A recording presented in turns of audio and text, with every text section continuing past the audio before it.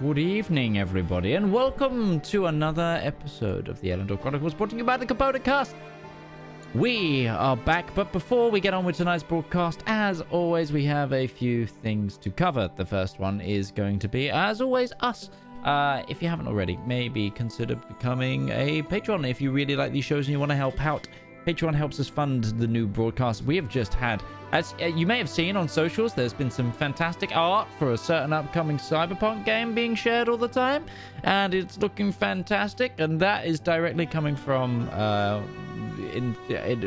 internal funds, which is mainly supported by you on Patreon. So if you are a patron, again, thank you for your support, and hey, why not continue to support us? The other thing we need to shout out tonight is the wonderful people over at Syrinscape who helped me put this show together. I use Syrinscape's online player to send music to my lovely friends and players here across the globe. They have a free app that you can get started with, or you know, if you want more information, head over to syrinscape.com.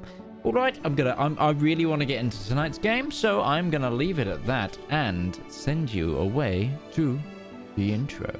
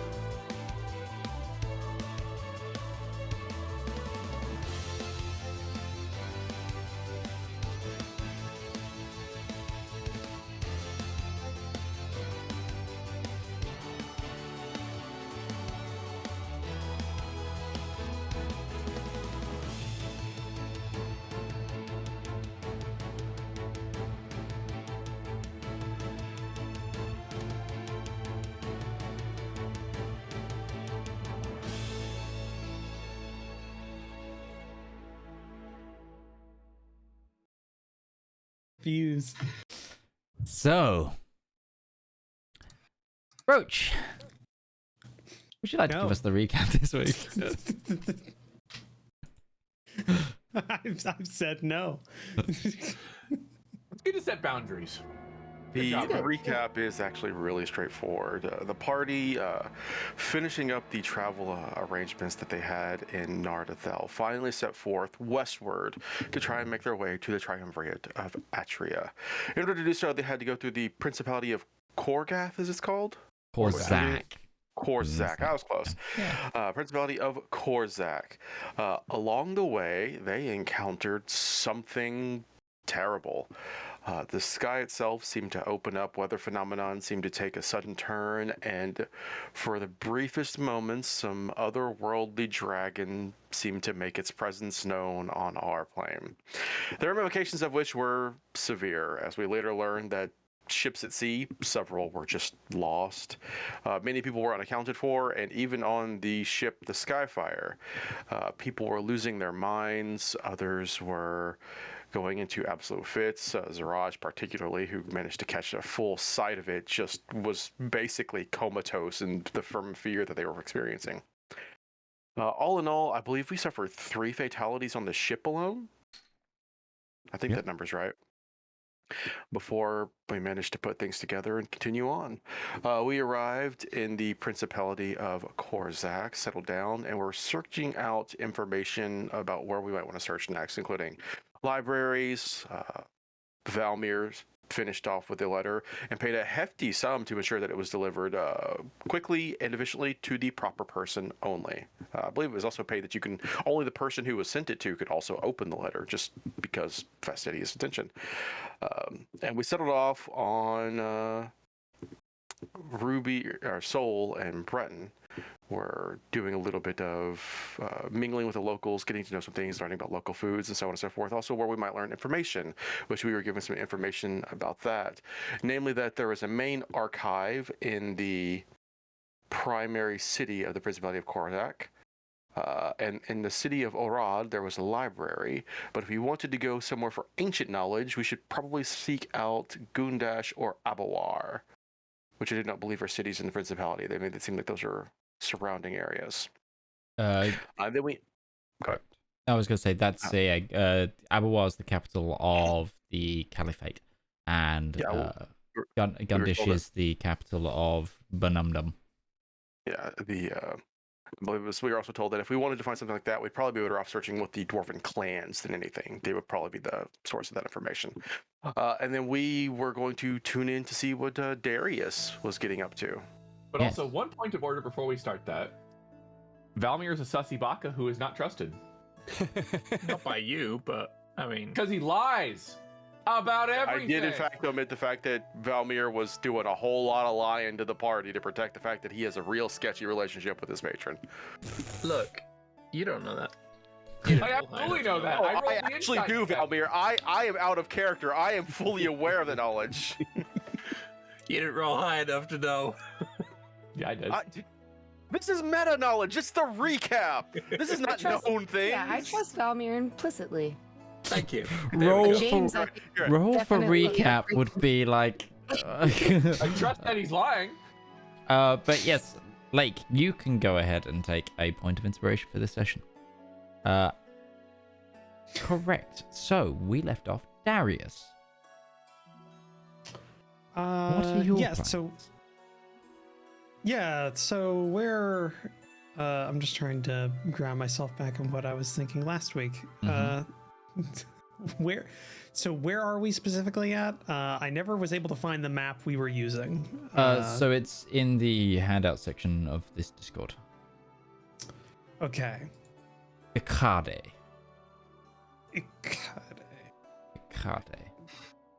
Can you give me 2 letters of that? First 2 letters. BHICCADE. BHK. It's Did not hear the B. Like Bacardi. Bacardi. Bacardi, yeah. like the Yeah, rum. all I heard was the A sound at the start of that. So, okay. And we're landed, and we've got a decent amount of time before we go. Yes. At least 24 hours, because it has been noted that the trader is trading. Trader got a trade. Trader gonna trade. Cool. Awesome. Is what is the current situation with the paint, like the camouflage on the ship? The ship's about 10% painted. 10% painted. Yeah. Okay. What's Siraj? Are you doing that right now? Yeah, that's what I'm spending my time doing is painting. So that's where you'll find me. You see Zedaar like hanging off the side of the ship on like one of those like swings. There's a paint pot on the side of it, and like she's got one paintbrush in her tail, and then one in each hand, and she's just slapping it on. Okay. Did Siraj join me to go to the clothes store? Yeah, I bought a dress and I gave it to Soul. If we'd have gone back to the ship together, I'd have loaned you the boots that I bought, so you can like fly around the ship. Just make it a little bit easier. Those require attunement, just as a note. Which is an hour. If you want to attune to them for an hour, then it's easier time painting. The boots of levitation. Thank you. I will do that. Okay. Cool. Then I guess I'll be helping with that. I'll be much like I've been doing, gathering other people to do the work. Mm-hmm. Yeah, absolutely. And making sure that they do it in some like an okay manner, or at least like not slacking off as a group. So just like a foreman position, I guess, or a manager. Give me a persuasion check. Okay. Just inspiring the troops. Persuasion. Yeah. Okay. Persuasion. 24. Okay. Yeah, you managed to corral like quite a bit of the ship to start working on this. Even convince some people that were on their downtime that it might be, Convince. Yeah, might be of their benefit. More hands makes less work. Yeah, I mean, if you got time to lean, you got time to paint. Or whatever the saying is at this point. There's probably the saying probably doesn't exist, so that's the saying now. I'm making it that thing. Yeah, so I'll be helping with that for however long we've got. During that time, does Zedaar, if Zedaar takes a break, I'll go over to her to talk. I'm assuming you'll need to re-up on paint from the 1,000 or so gallons we have, or whatever of paint pots we have. I'll levitate down to you, and thank you for getting all the help. I really appreciate this, Darius. I have been struggling trying to make it up to Zep mostly, but the party as well, after I know everyone was really mad at me, but not everyone was mad at you. Just a few of the very loud ones were. Well, I Ruby's appreciate ears burned somewhere. I noticed Claudia is doing very well with her training. You're doing a very good job with her. Actually, I was going to be asking about your side of that, because I don't talk to her as much as I probably should. So you're doing the sneaking training, or whatever you call it. How is she doing with that? Pretty good. I don't know. Have you checked your coin purse lately? Constantly, fastidiously. Smart. Yes. That's not because of that. I just do that naturally. But yes. And I know where everything is in my room. So Good. it's good. I wanted to say thank you for letting me work with her. She's pretty much she's given me a lot of joy lately, as ever since Gourd was taken, I've been pretty upset, and I hope that this plan to get him back will work, but... Sure, we'll make it work. You never know. We've done things so that it could work. I don't know about I don't know the chances, but we'll give it a shot. Give it an old what is applicable for this world, college try. I don't an old academy try. So I wouldn't worry about it. I just wanted to yeah, it's been difficult. I was consider Gourd a friend, so glad we're taking a chance to get him back. It's not sure about this new one we brought on. Pretty sure he's a vampire. I think he's totally a vampire. I've said the same Right? thing. When we were eating at Panatucci's, and I made him put the garlic on his pizza. Yeah, I noticed that. Yeah. Right. Yeah, Yeah, and then then I bled on it, and he was like, I have to go, I'm sick. Oh, weird. Yeah, it's keeping an eye on him. Yeah, me too. Also, that's a good point. If you ever need to, don't open my door after like I go to sleep while he's on board. I've done something. I'm just to make sure I don't get my blood sucked, and it's just knock. Just knock. Okay. Just I because you're will. paranoid doesn't mean people aren't trying to kill you. But the other okay, so here's my real question, Darius. You remember when I first met you, I was yelling at your brother at the war camp? Yes, Okay. distinctly. Yeah, I liked doing that. But do you think that maybe we could use like how are your ties with your family still? I know probably not good with the sister since you kind of took Claudia, but Whoa, that's a complex issue. That gets more complex the longer I stay with this group, apparently. But I did technically steal Claudia from her appointed trainer or knight.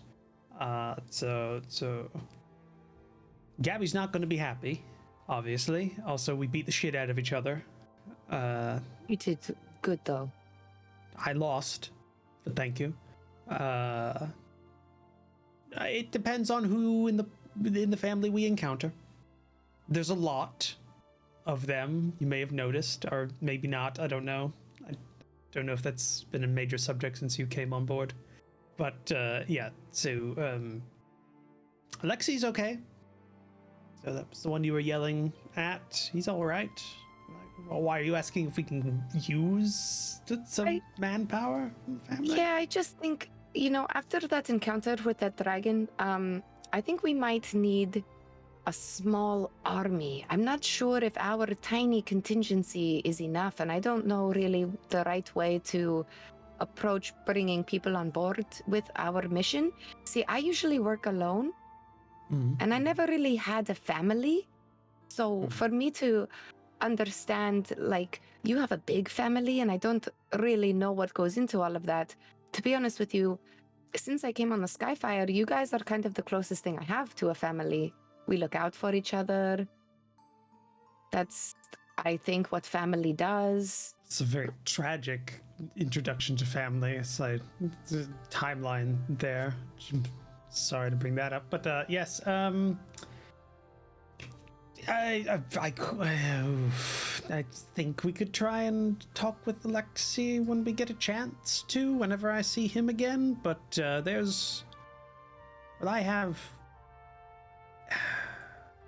I have 4 other brothers that I don't get along well with. One of them you also met at the camp where we got Claudia. Raymond is not. Yeah. He's a follower of his sister.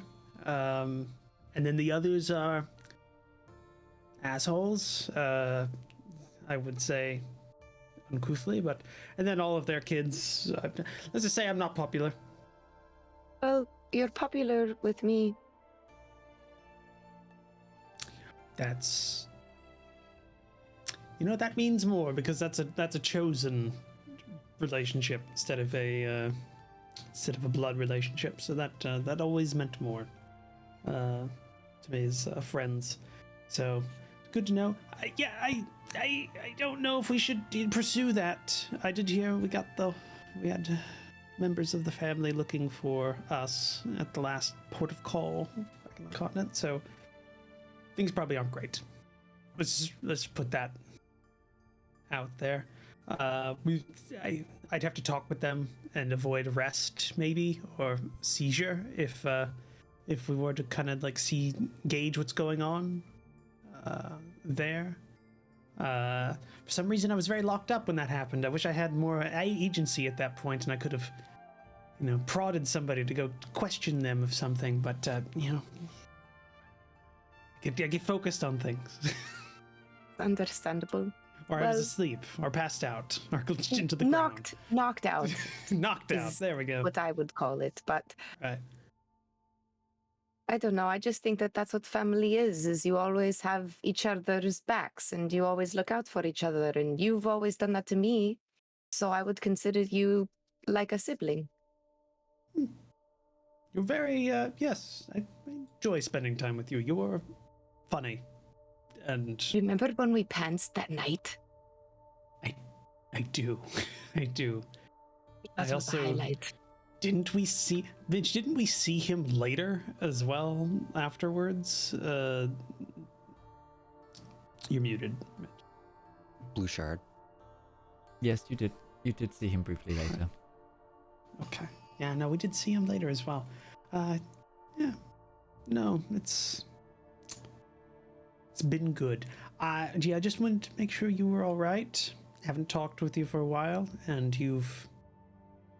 well, it's been a lot. Let's be honest, it's been a lot lately.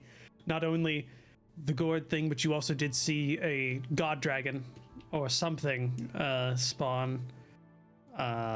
So If you would have looked into its void eyes like I had, I'm scared. I'm very scared. I don't know. I looked right at it and just didn't feel anything. I don't know if that says more about me than it does it.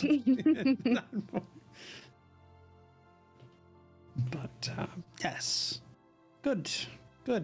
And let me know if you need any more hands on this job here. I'm pretty sure I could probably rope together a couple of the, I don't know, engineering crew or the somebody to work on this as well. Yes, please. Good. I will try. And also, please tell Claudia not to steal anything from me. It's also convey to her as well that not to go into my room after I go to bed for at least a few weeks. At least now I can gauge that new one. At least we can gauge like what his feeding habits are with blood. Well, I know that silver kills vampires. Garlic probably kills vampires. So if you had a garlic-tipped silver knife or something, that would be good. I have some of those. Just gonna like fucking marinade throwing knives in garlic oil. Why wouldn't you have I could that? just We live in a imagine that the next time Soul's gonna go to her kitchen, she's gonna open her garlic No drawer, it's garlic. empty. We're gonna Why start wouldn't you have some of these? It's like we live in a fashion society- trend of the garlic necklace. No, you know, like Society people where have like monsters blood well are real. vials. You know, like so. Ruby had like a blood well vial. It's that, but it's like oil. It's like garlic oil. Just fucking garlic oil. Yeah, no, Funnily enough, I- garlic sauce has become my favorite condiment recently. It's delicious. Just completely randomly. I mean, I don't know. I do like No, it's garlic good oil. stuff. Well, I'm gonna give Darius a really big hug before I levitate back up and joyously go back to painting. Like, Over your whee! hands covered in paint. Is his back now got like paw prints on it? Yes. He is uncomfortable while you do so, but does not push away. Yeah, Darius doesn't like hugs. I forgot. 3 Darius seasons doesn't in, I like still physical figured it contact out. with people. Yeah. But now he's Darius like, has that phobia. but now he's got the paw prints on its back, so it's okay. Is there anything Yes. else you'd like to do, Darius? Yeah, no, I'll go rope in some other people in the can I rope in anyone else? Like, You've got like a good 50 people already working on this. Everyone else the is rest like are barricaded somewhere so they don't have to work. either of them have taken their leave into the town and gone off ship, or they're like planning and helping the trader, or like getting ready for the next leg of journey. Because after this, you guys weren't exactly planning on stopping before you properly hit Atria, unless you had to. So there is major like stocking up going on, as far as I'm aware.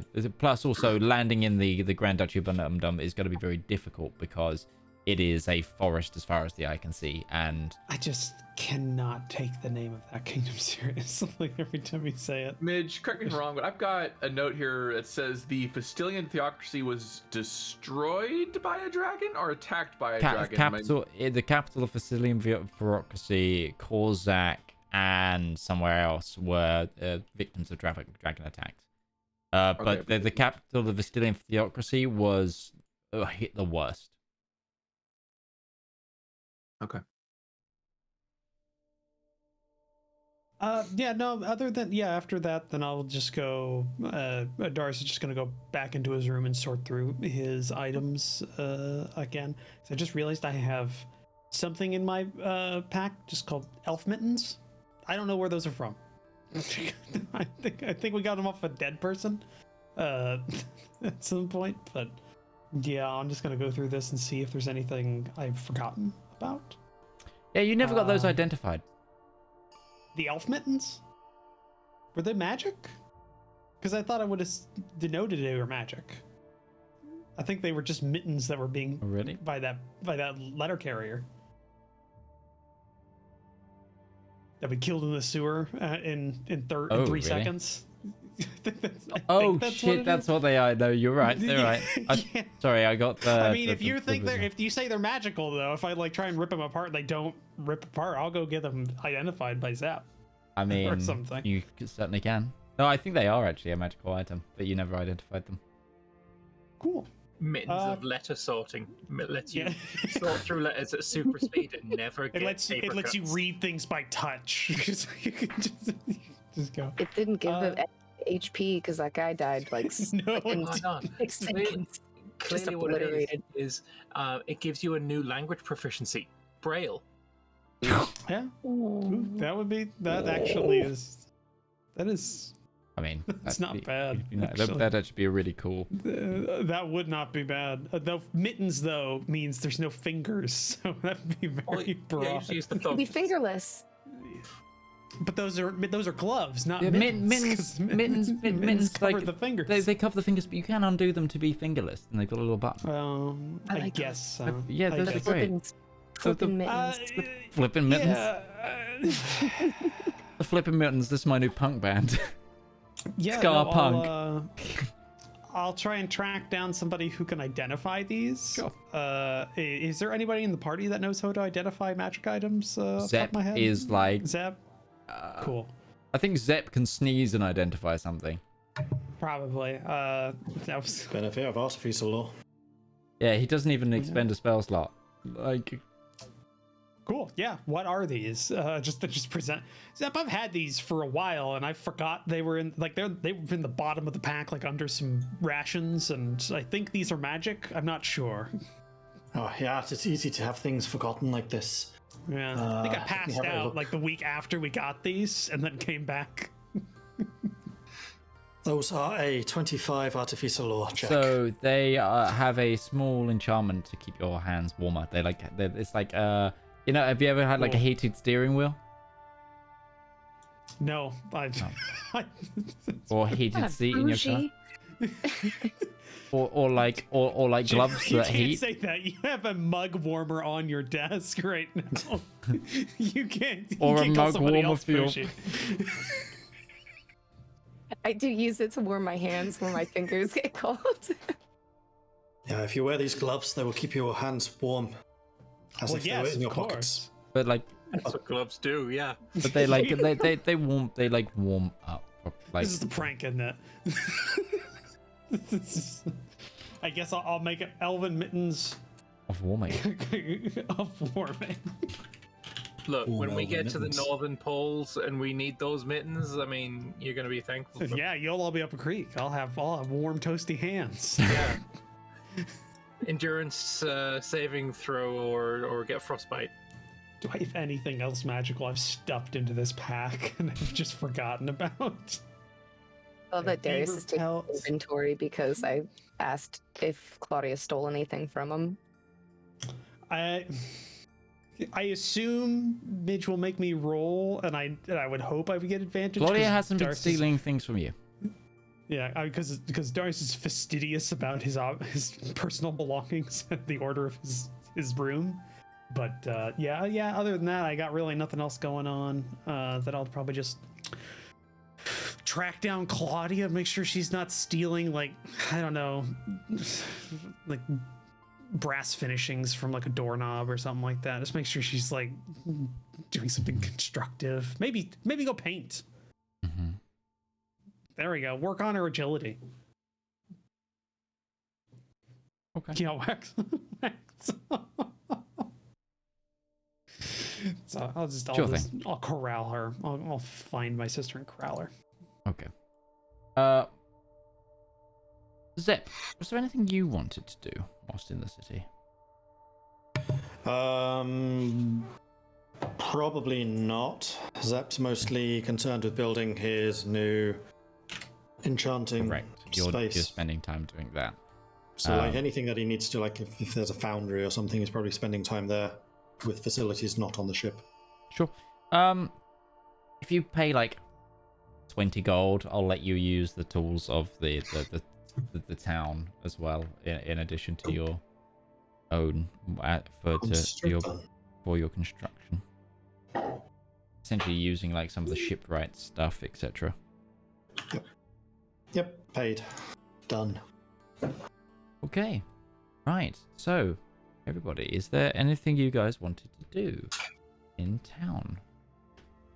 I think me and Valmir were gonna go try and research more about his patron, or at least try and maybe get some more information where a better archive might be. Yeah, like a library or a bookstore or something, looking for like old ass books, kind of stuff. I would even go as far as give me an going into, investigation check then. like a religious archive too, just to see if there's any old tales or anything. Do you want advantage or do we want to roll it individually?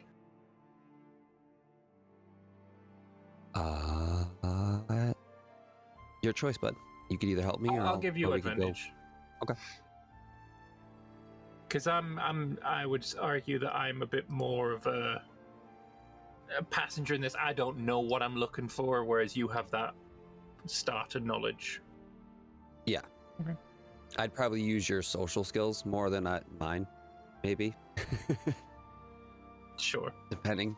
Give me that on the roll. situation. And, religion, correct? investigation. Investigation.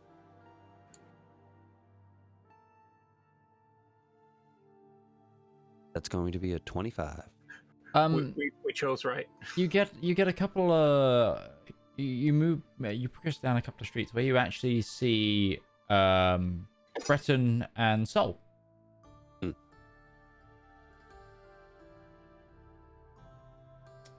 And then essentially walking towards you, Breton and Sol, you see Valmir and James walking down the road towards you. Sorry. It's a reaction. You start hearing the good, bad, and ugly theme. You may Who's who? inform each other of each party's action thus far in the city, if that expedites any. Brett and searching. Sol have just been talking and shopping. Yep. Checking out the city. Yes, but you Tourists. specifically asked about libraries and locations. Yes, we were looking for a library. Yeah. And you had the answer of there wasn't anything here. Hello. And I had like a natural 20 to that one. Oh, Breton. She'll tap him. Point. Sol. Oh, man. Breton. James. Hi. Where are you all headed on this fine day? We're looking for a library. Turns out there isn't one. Oh, that's unfortunate. We were just looking for one too. Turns out there isn't one. It's unfortunate. Told a good places to go find a good one that we might need, though. But it's in the opposite direction of where we're going. About how far? The opposite direction? Other side of the continent. Very much out of the way then. Maybe we can find somewhere in Atria that'll do the trick.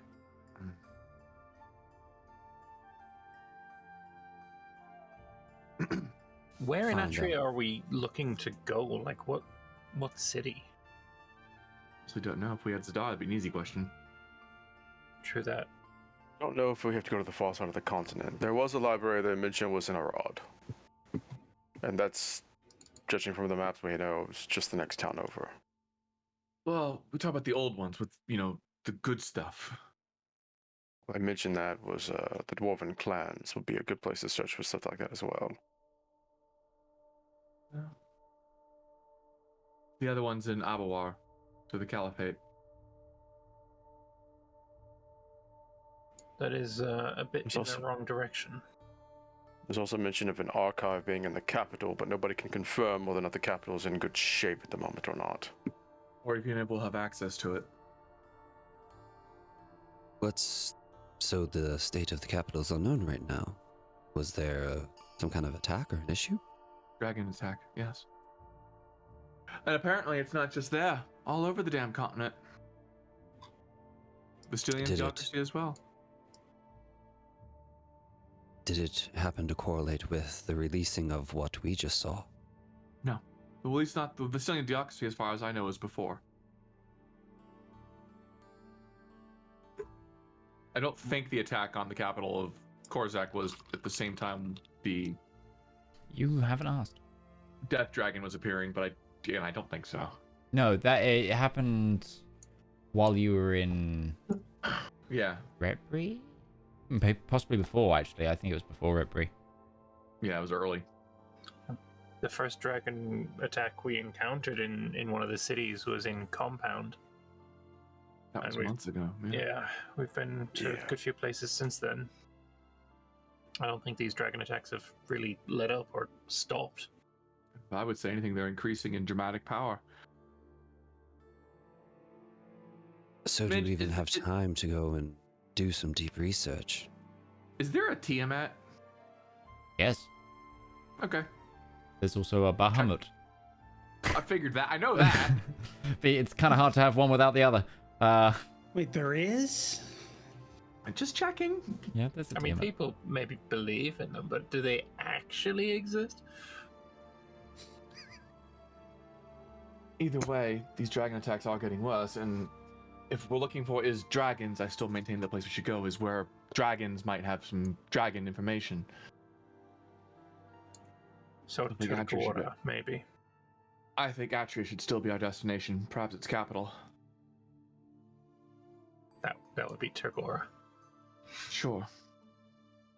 Of all the places we've seen reports on getting attacks, Atria is the one place that seems like it has not been attacked by dragons. So while it might have the research that we could have, it'd be the last place we could go to actually look for direct clues or any dragons to try and interrogate.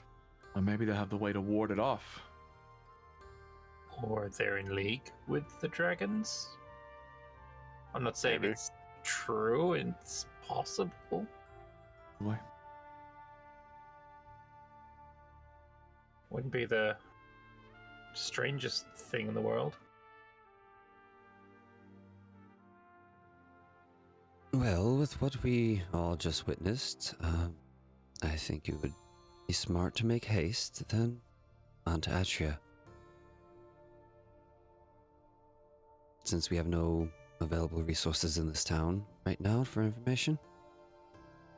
Limited by how far we can go regardless, the trader still has to do their thing. But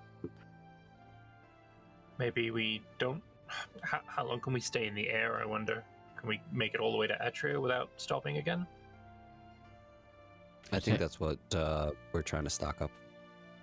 Yeah, you've been, like, essentially every time you've dropped recently, like a big portion of your trade income has been buying supplies for said journey, including fuel,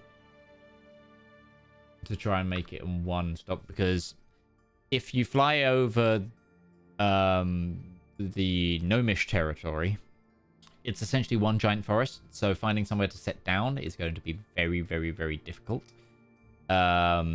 You could go north, but your journey would be longer, plus you'd struggle to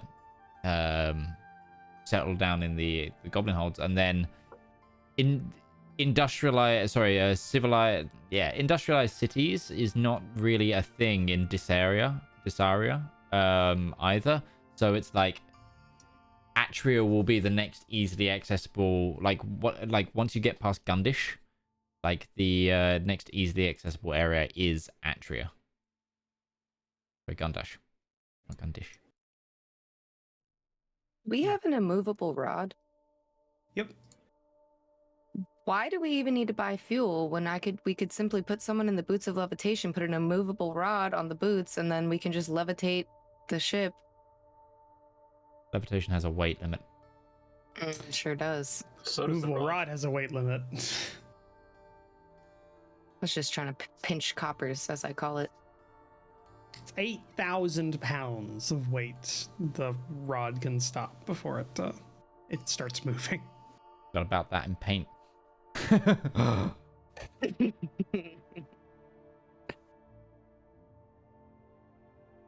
But for some reason, a DC 30 strength check can move it up to 10 feet. So I'm not exactly sure when it. Shock Well, to be force. fair, DC 30 is basically impossible, so. This is Clappers. considered impossible Like, DC. By a not- player. He can think a DC 30.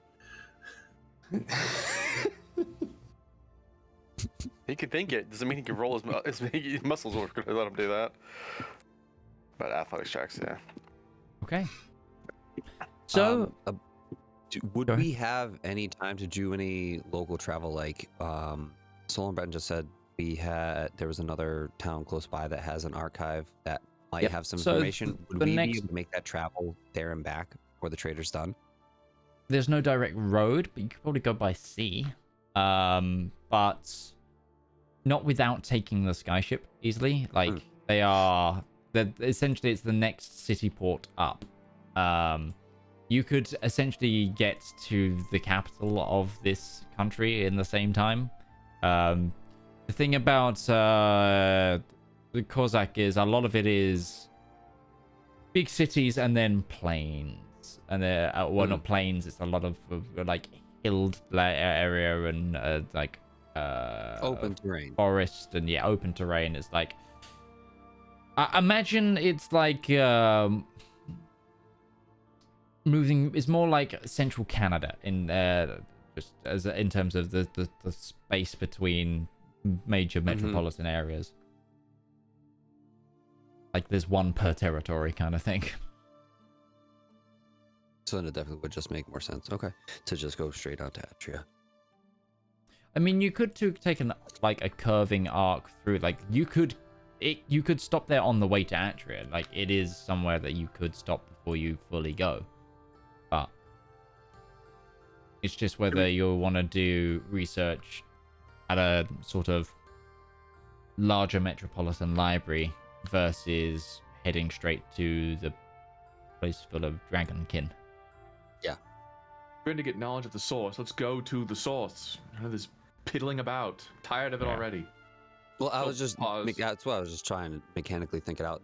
Knowing. No, this was looking at Soul maps, slash so. Ruby voicing her complaint out loud. Oh, okay. I agree. It does not make any more sense to try and travel or stop on the way. The only other place that on the way, like if you were going direct, that would possibly give you a good source is Gundish. Because that's, again, it's a big city run by a lot of long-lived peoples. Can't land there though. There, you could possibly get into the city there. Just because I think that's the last stop on the Sky Tower line, like Skyship ports. But past that is like, once you get past that, there's like nothing before you hit Atria. Do we think it's worth stopping, or do we just plow on? Well, There could be information to be had, but that's just taking a chance and taking more time. Do we feel like we have the days to waste? Ask the people to whom that dragon is going to be visiting soon. Yeah, the dragon ripping its way into this reality kind of puts it. Which direction was it Fire gas. heading, by the way, when that dragon appeared? It flew up into the clouds, but was it going in a particular path? North, south, east? The only one who really could have possibly make an assumption on that would be Darius. Darius isn't here right now for me to ask that question out loud. You could have walked back to the ship, though, at this point, I would say, if you wanted to. Yeah, I imagine once we learned that there was no archive to be looked at, we were all heading back to the ship because we did agree wasting time here is kind of folly. You can find Darius. That question I had asked earlier. And what was that question? Which direction was the god dragon void spawn thing heading when it appeared?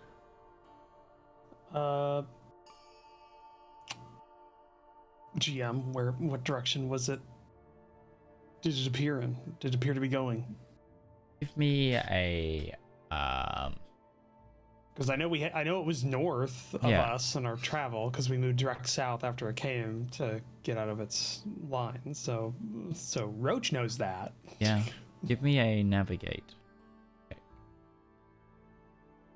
I also yeah. Just navigate. Oh, sorry. Yes, you don't have navigators. You've got give me a cartography check with your cartography tools. Right. Based off your intelligence. So just add proficiency to my intelligence check. Essentially, yes. Cool.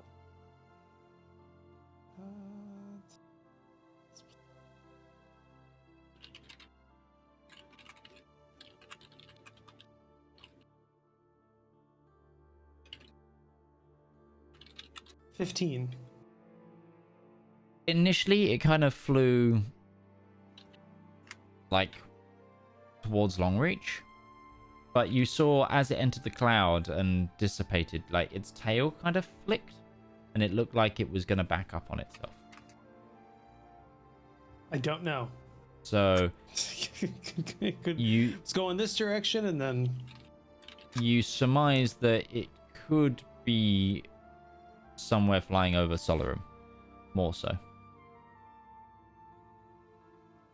I convey that. I think we should send a message to at least the Iron Duke.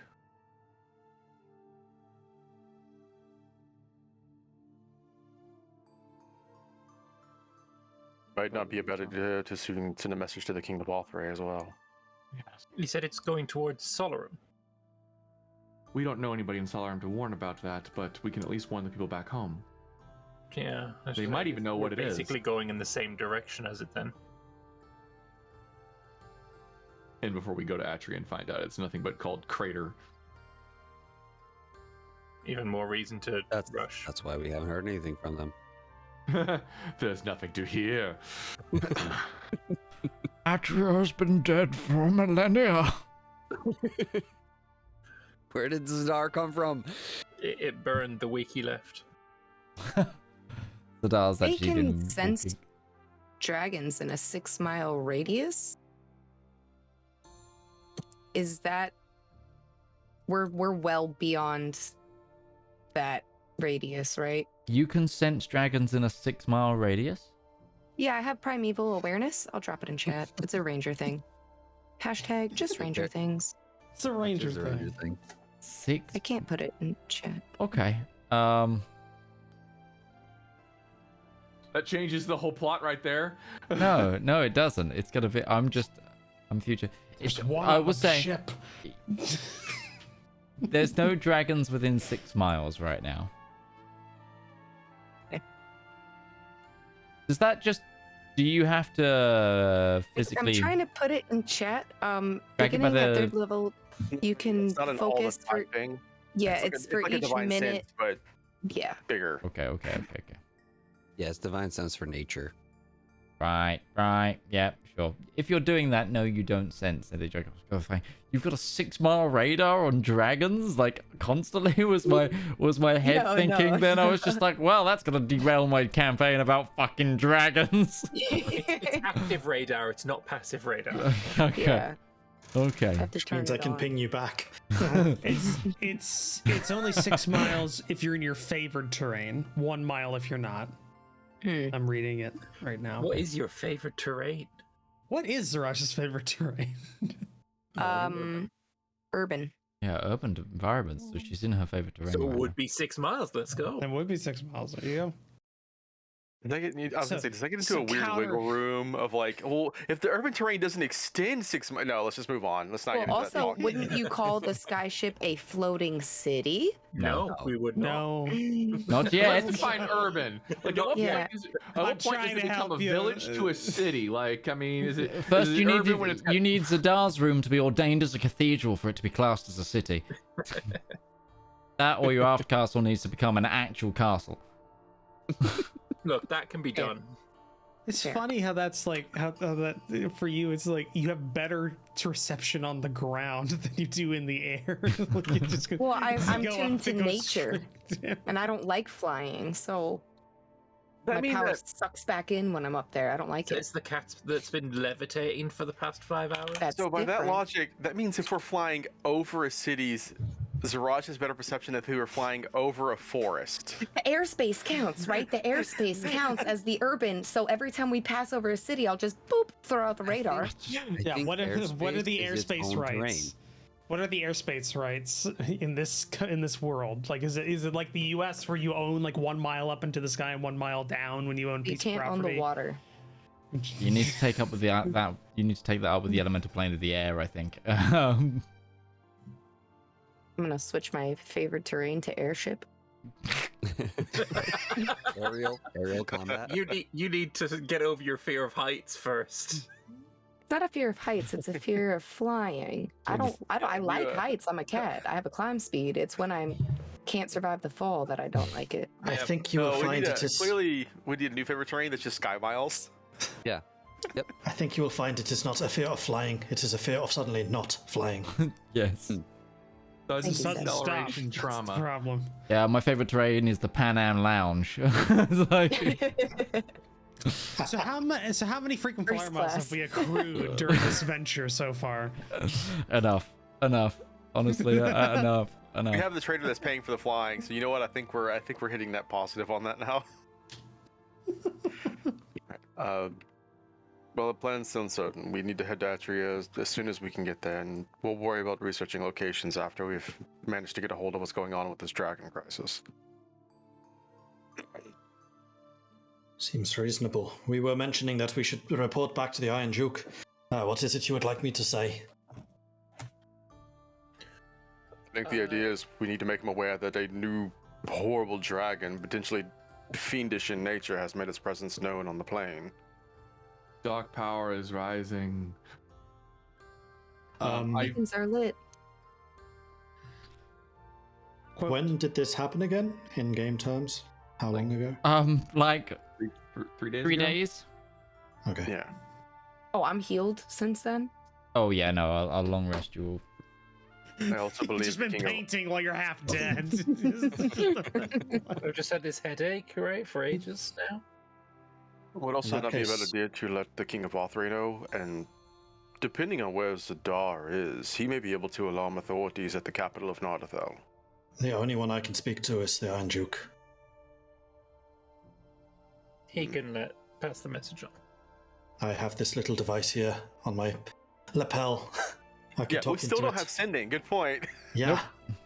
This is a special device.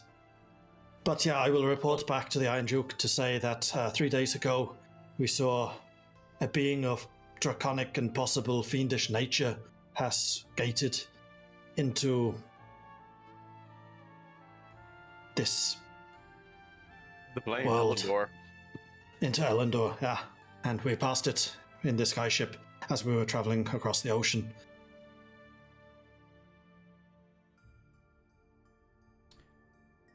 Well, that sounds concerning. Thank you for this, Zep. I should also mention it is very, very big. He And pauses. apparently, it is the servant of greater powers already. I Yeah, have. and we Might have be a god. we have heard that it is a servant of some greater power. We do not know precisely what it is, but there are other beings of indeterminate but probably not great nature that are in servitude to it.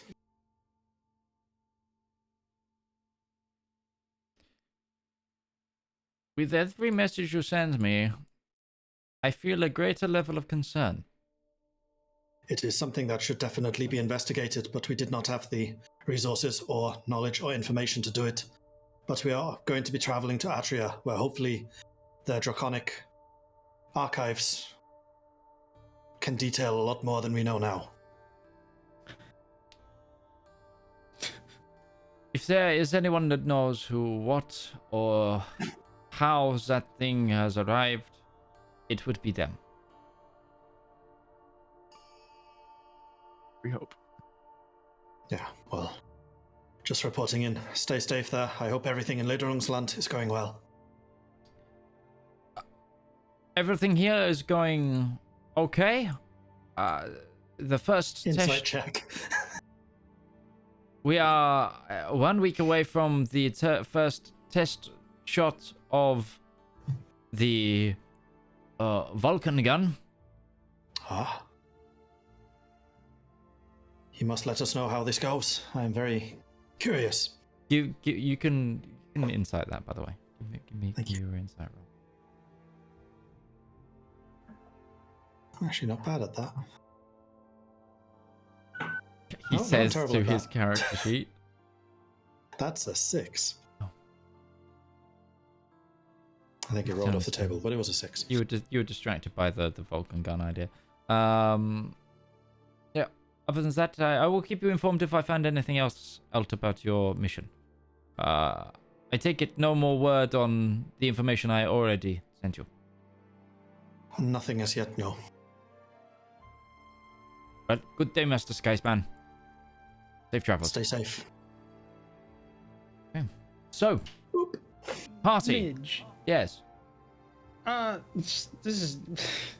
Feel free to say no. At this, would you say when the god dragon or the whatever like came out, I observed it for a minute? Is there a range on that? No, not listed. Just says I observed it outside of combat. Outside of combat? Does it have to be outside of combat?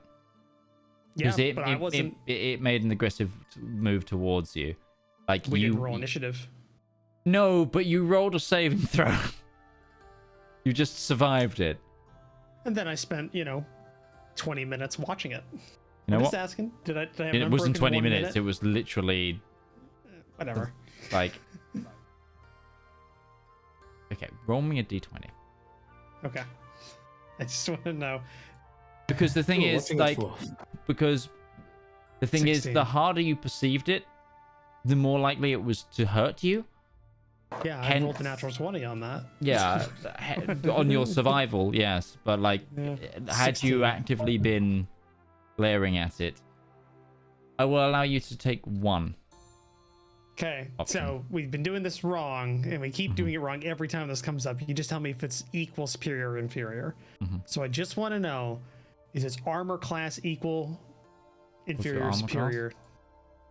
22. Superior. Okay. Of course, but that just tells us. That gives us a I'm not sure context. if there was going to be any question there that would have been like anything but superior. Dex maybe. Actually, yeah, no, maybe Dex, because Darth's got an okay Dex, or fighter class levels. I would assume would be 0. This thing's actually a 20th level fighter. Wow, fuck. This dragon's got moves. Can you imagine a Yeah. fucking dragon with action surge? It's a level 20 champion. Yes, a dragon with a plus 15 a hit that crits on a 19 plus. Let's go. The dragon would be level like, 20 "Oh, champion you crits missed on my an AC of 18." 26." Oh god, yeah, that's right. Yeah, level 20 champion gets on an 18.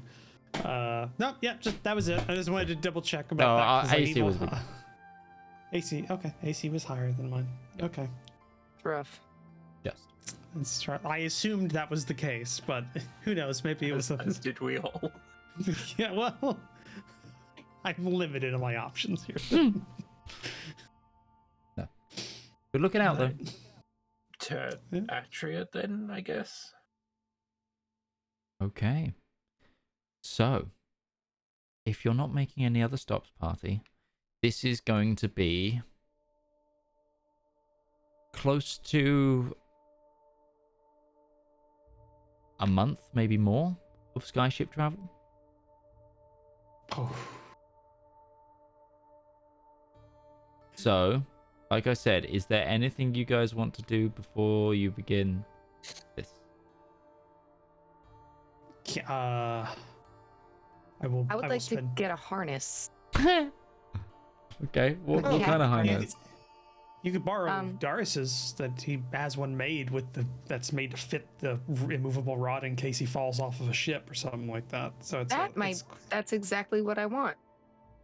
Okay. Never mind. I don't buy this at all. I just borrow it from. I just want to paint the ship in the air while we're flying.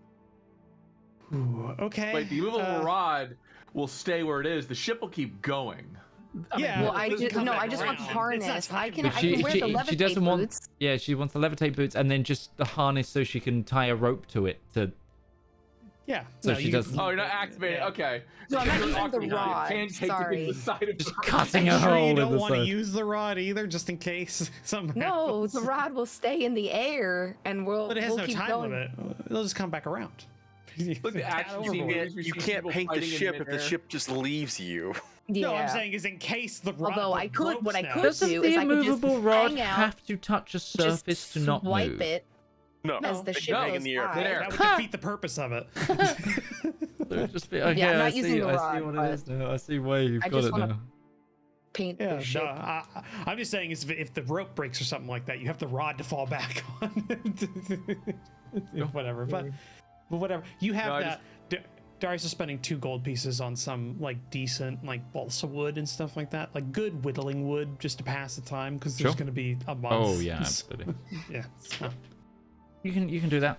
Actually, wood trade is pretty big in the Principality of Corsac, so you get like 5 golds worth of craftable wood. I was getting 2. Yeah, no, gold. for the price of 2.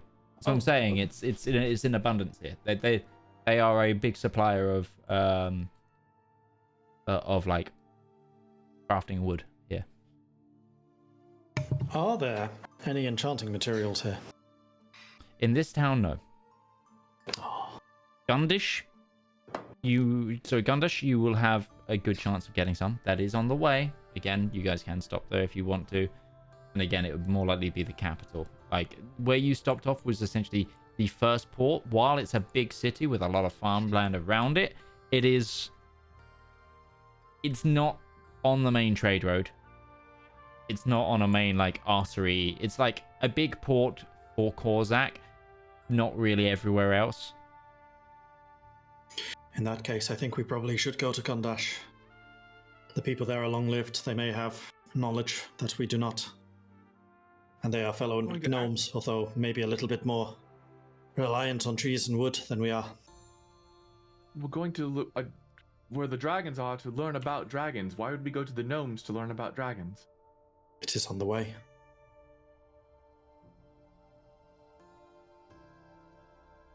Which would allow us to refuel to another trade. Would it? Also more time wasted. I thought you said they were like tree and forest people. Would they have coal? Charcoal. Yeah, you could turn wood into coal. It takes a lot. That requires an industry of ne'er-do-wells to make charcoal.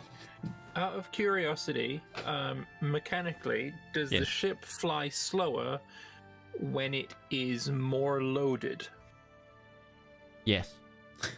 So, is the amount of supplies fewer that we would need to reach just to Gundish?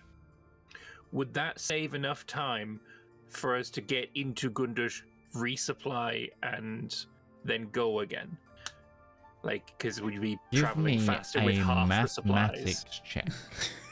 This is me asking Zep, just if we're going in character. Give me a skyship check. I'm also trained in navigation, so it's the same. Yeah, it's the same roll. That's a natural 20 for a total of 33. But Flash of Genius, 38, just because I can. Okay, that's the audacity of making you roll. This is your punishment. I honestly have never been in a game so much where the GM gets slapped by one player so many times. Making me roll? Sorry. Did you just say a 38? Yes. Go over the equations. Come on. I want to see formulas. I want to see Show us the fucking math. floating Okay. graphs. So, it would all depend on one factor. Whilst your trader has been selling off currently. If they don't, they could buy up and obviously get some more trade deals from Gundish if you wanted to trade there. But the idea was to, bring on supply. If you brought on less supply, the real problem in terms of your weight capacity right now is barrels of paint. But that's a decreasing. It is a decreasing drag. It is a 'cause it's decreasing drag. dries. But if that is the only issue, that is just going to be a decreasing value. You could get to Gundish pretty fast, then resupply a bit more, and yes, you would probably shave about a week off, just depending if the winds are right. And by your calculation, the way the winds were blowing, they are going to be behind you for quite a bit of the journey, at least for the next week or so. Unless we roll poorly.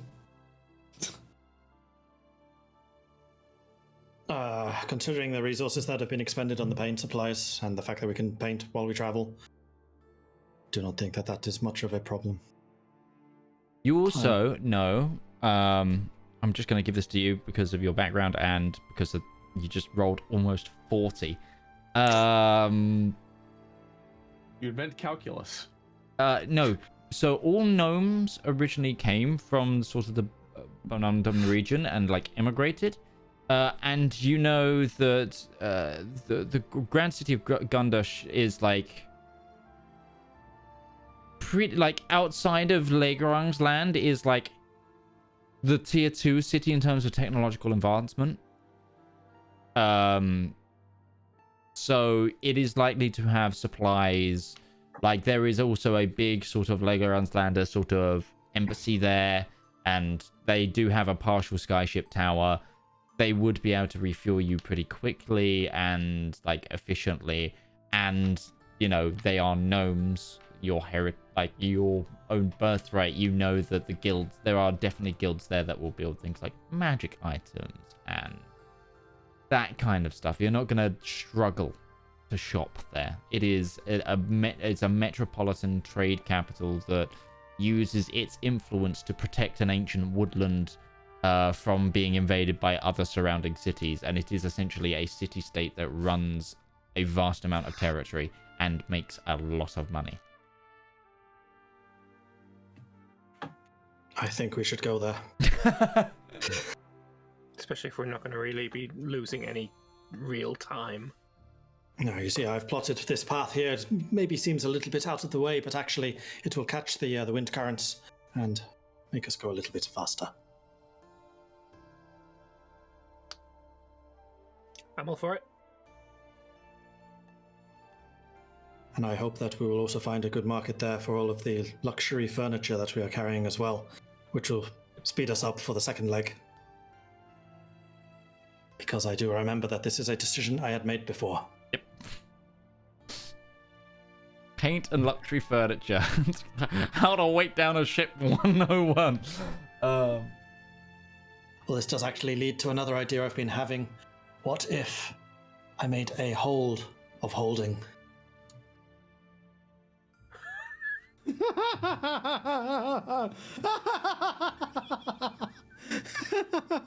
Midge, you can't. This is your world. You can say no.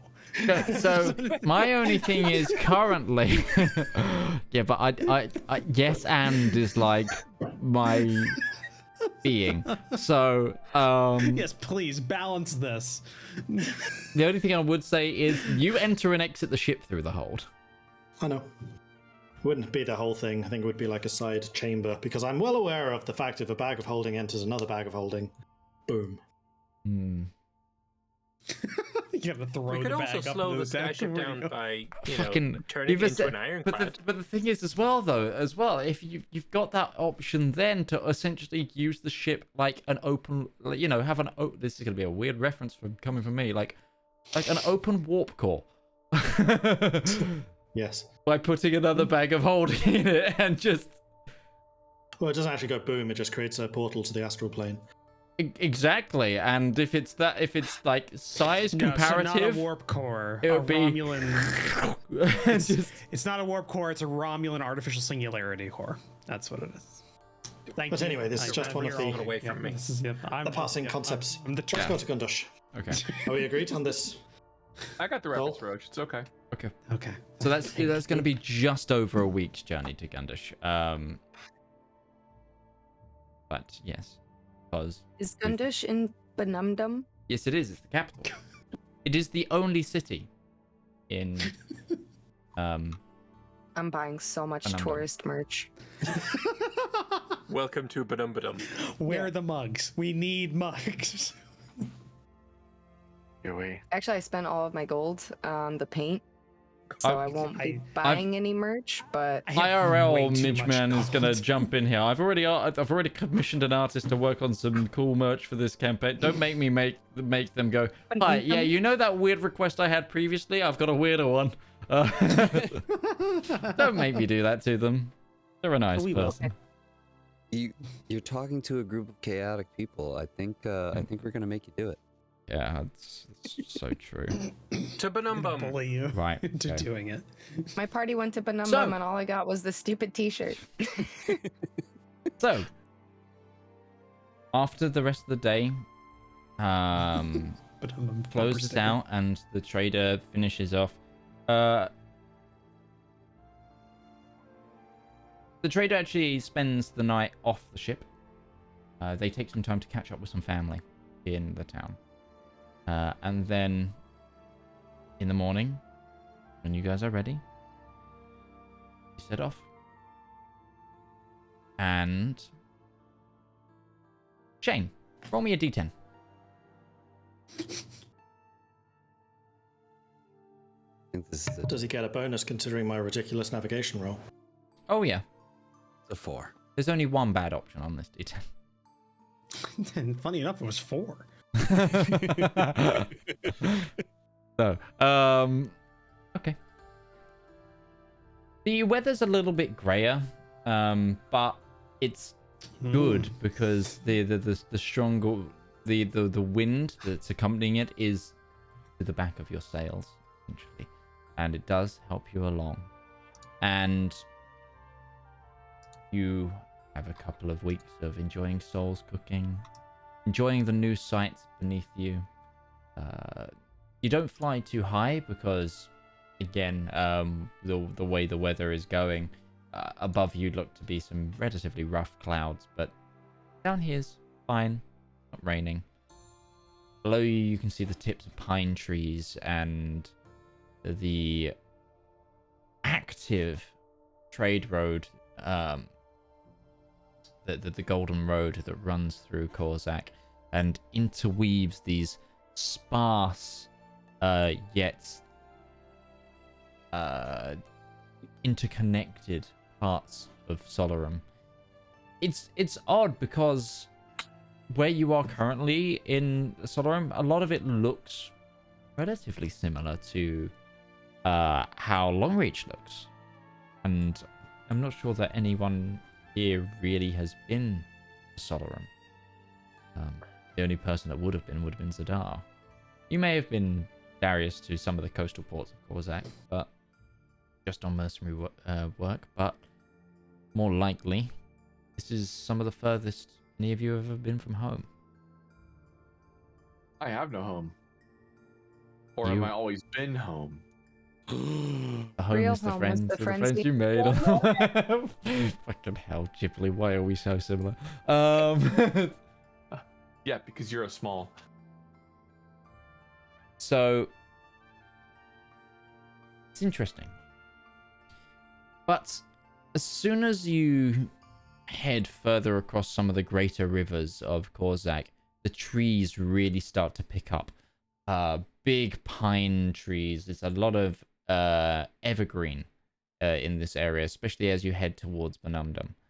But Bumnumdum looks more like, as you begin to see it on the horizon on the seventh day, it's it's the forest breaks from the pine to sort of, again, more deciduous, but it's got a verdant glow as you see this almost shimmering forest that just does not end on any part of the horizon. Like, you get some glimpses to your further west, so southwest of the open plains of this area, but the trees are just so thick here. It's canopy after canopy, and even from the moment you cross the border, you do see speckles of the Golden Trade Road through the tree line, but it's just scary. But flying above it, it's kind of like a magical vibe, as the what little sunlight there is speckled off of this verdant green tree layer. There's almost that sort of rainforest shimmer to the top of it. And after about another half day of travel on top of that,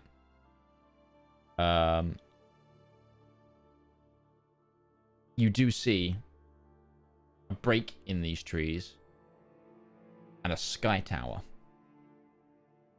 There's nothing docked on it, and it only looks big enough for maybe 5 ships. But in the break in the trees, you see Gundish, the gnomish city-state and seat of the Grand Duchy. The city has thick grey stone walls that are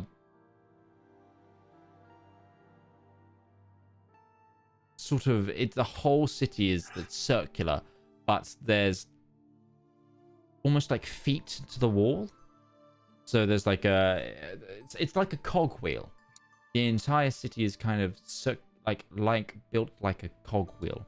And as you get closer, you actually see on the outside there are also buildings on the outside of the wall.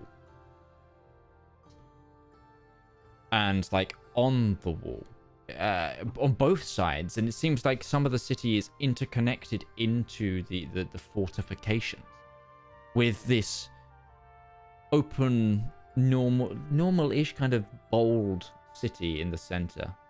And there's very little around it. There seems to be everything is just enclosed in Gundish.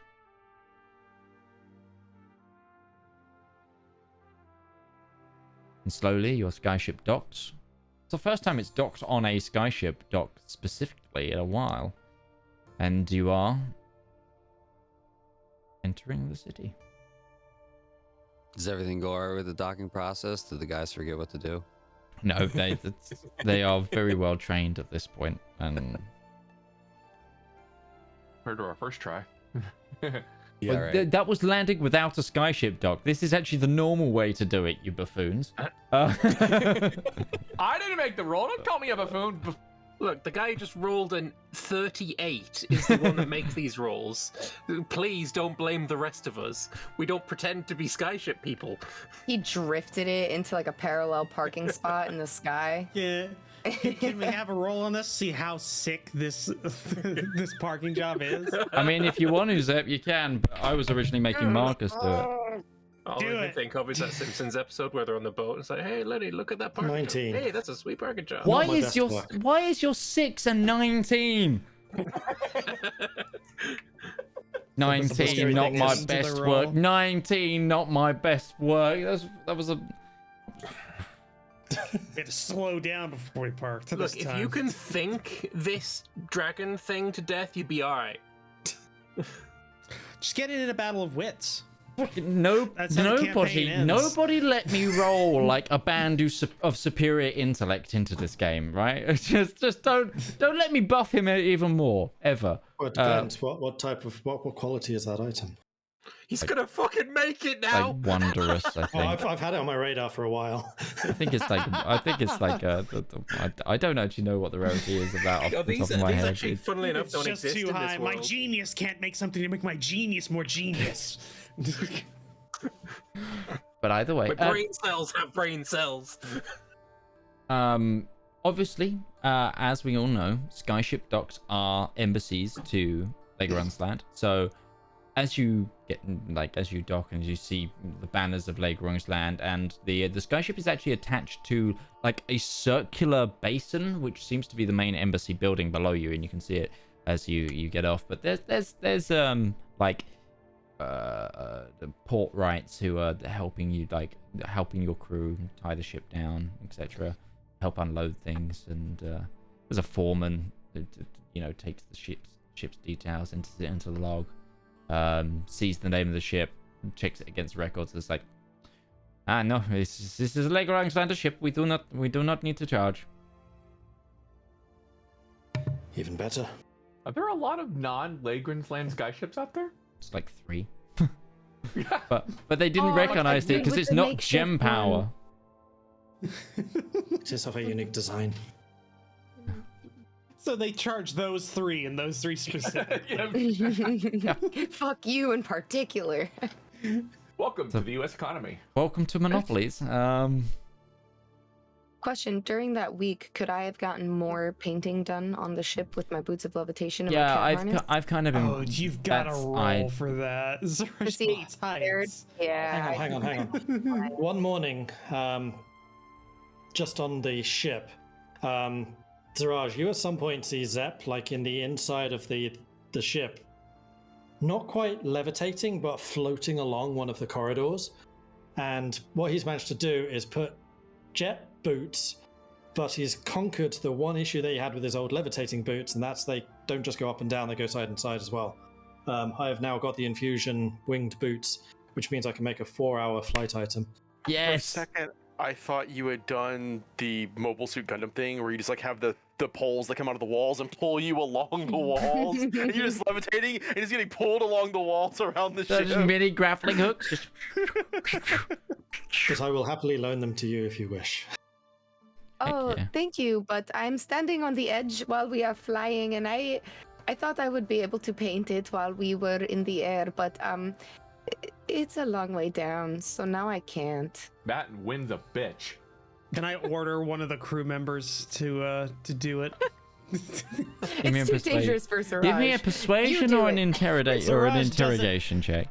Siraj doesn't want to do Intimidation. it. No, And interrogation. I did spend almost 2,000 gold pieces. This has got to get done. I'll do persuasion. I'll try and do it nicely because I have a +10 to this. So we're gonna. Now, can I just throw paint in front of the ship while we're flying, and we just sort of fly into it? 28. That's not how you get an even coat. Yeah. No. There's Not at one all. young 16-year-old bosun who really wants to go on the levitation boots and is more than up for it. Okay. I make sure he's got a harness on first, and then wrap the rope on there, and then that we'll just do that for a couple of days. I'm gonna be disconnecting for a second. I'll be back though. Okay, no worries.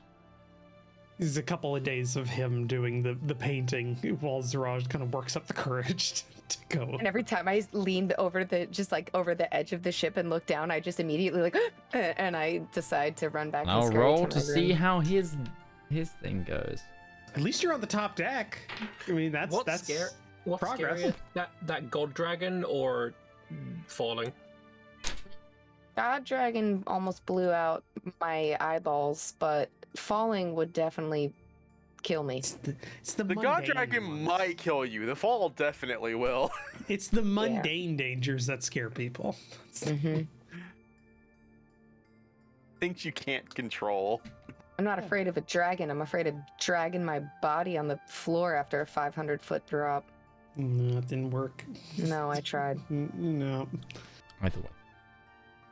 So, the city is yours. What would you like to do? There's also a river that sort of runs, like, this city is in the center of a river. And it, like, so the river enters, and then it like kind of has been parted to become the moat of the city, and then leaves the other side.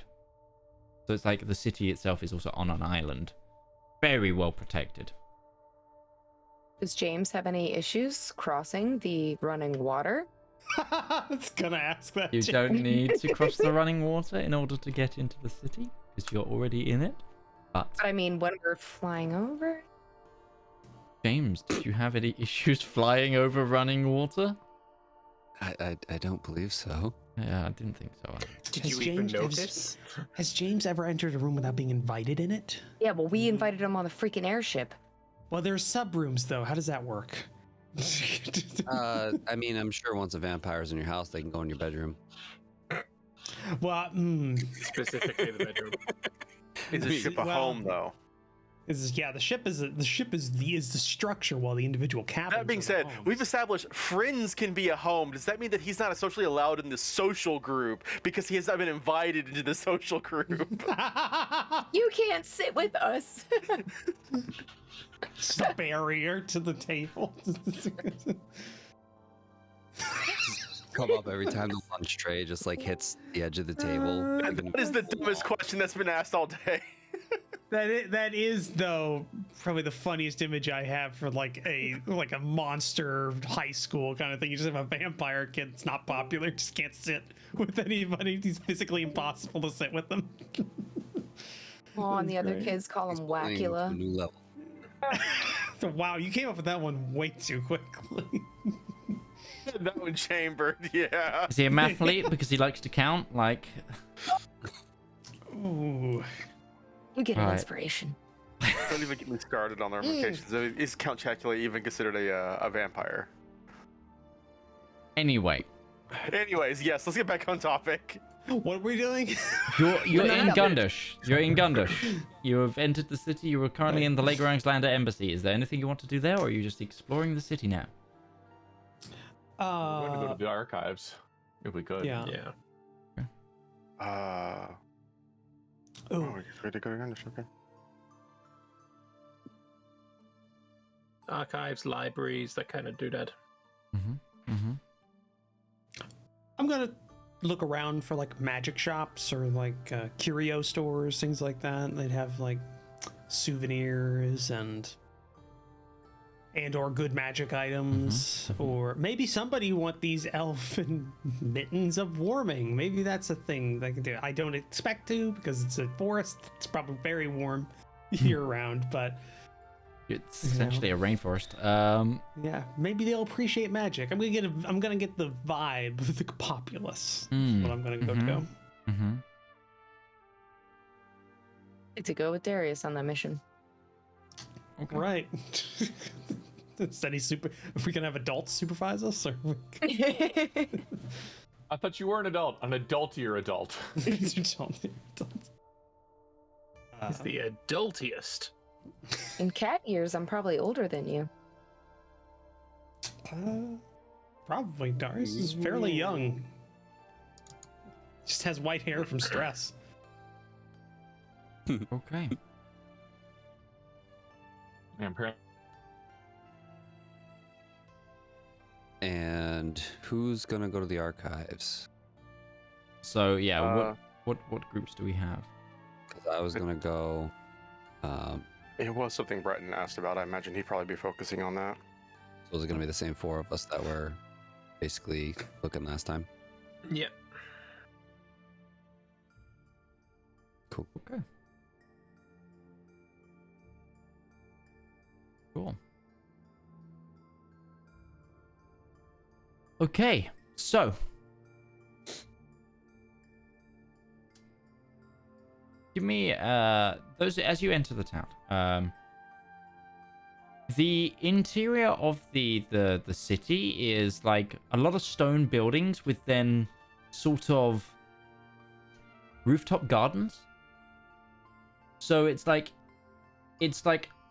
walking through, there's 4 or 5 story buildings, and then on top of them there's like ivy and climbers and moss, etc., that form the roofs, and like trees as well. So it's got kind of like the city has multiple layers of canopy to break up the stone. And as you walk around the town as well, it seems like a lot of the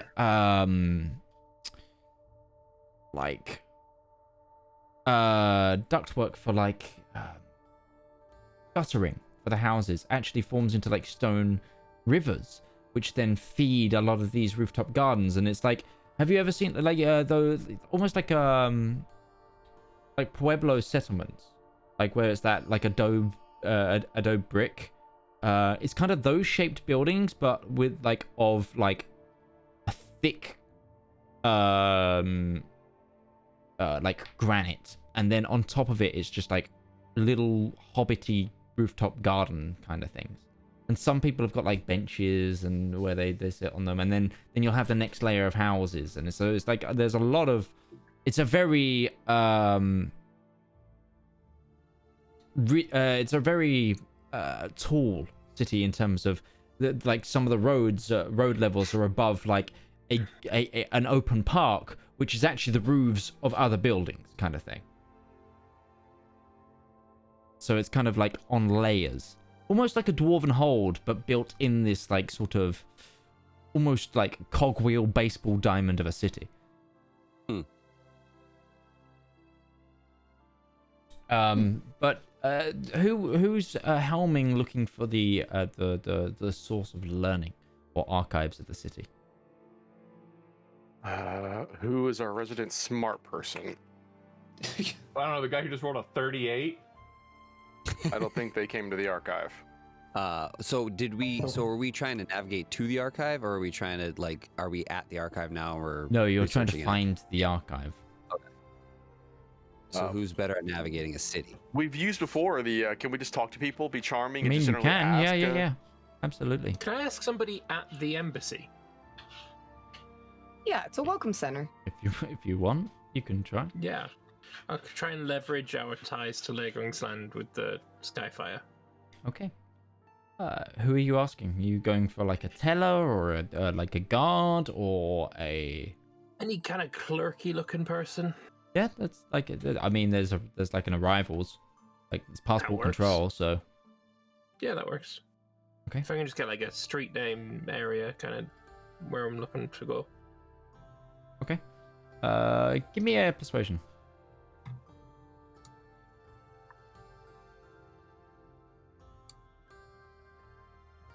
That's an 11. I'm going to use a point of luck, though. Okay. Cool.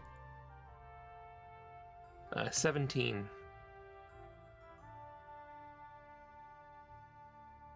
Oh, it's on the. You want to go to the 7th circlet at the. You want to go like. I think it's east on Bitterbark Street, and when you see the moot of higher learning, you'll probably want one of the academic halls attached to it. Thank you very much. And is that in the... Do we go south? No, whereabouts are we in the city? Oh, so we're on the. We can come out. You can come out on multiple layers of the city, but we're on the south side, and you can either come out on circlets 2 or 9. Do I get the feeling we're getting a runabout from this guy? No. Oh, you don't even need an insight check to say about that, but it's just direct. You get the impression that the way this city is laid out is a little complex. Yeah, Soul's gonna lean down, smile. I'm sorry, your directions are a little confusing. What we really could use, if you're willing to help us out, is maybe even a little bit of a walk-around tour to help us get to where we're going. My shift doesn't end for another 10 hours, I'm sorry. You need a union. First off, that is atrocious work hours for a single work day. I started 10 minutes ago. That still sucks. It's 2 hours over. 8 hours on, 8 hours sleep, and 8 hours for leisure. They fought for this. Yeah. For gnomes, they party hard, they work hard. If we could, Yeah, Is there he somebody works nearby light for a gnome. Look at Zep. tour guide somewhere. Zep's built different. Somebody who's free, perhaps, who might be able to help us out. No. I just rolled a 1, I'm sorry.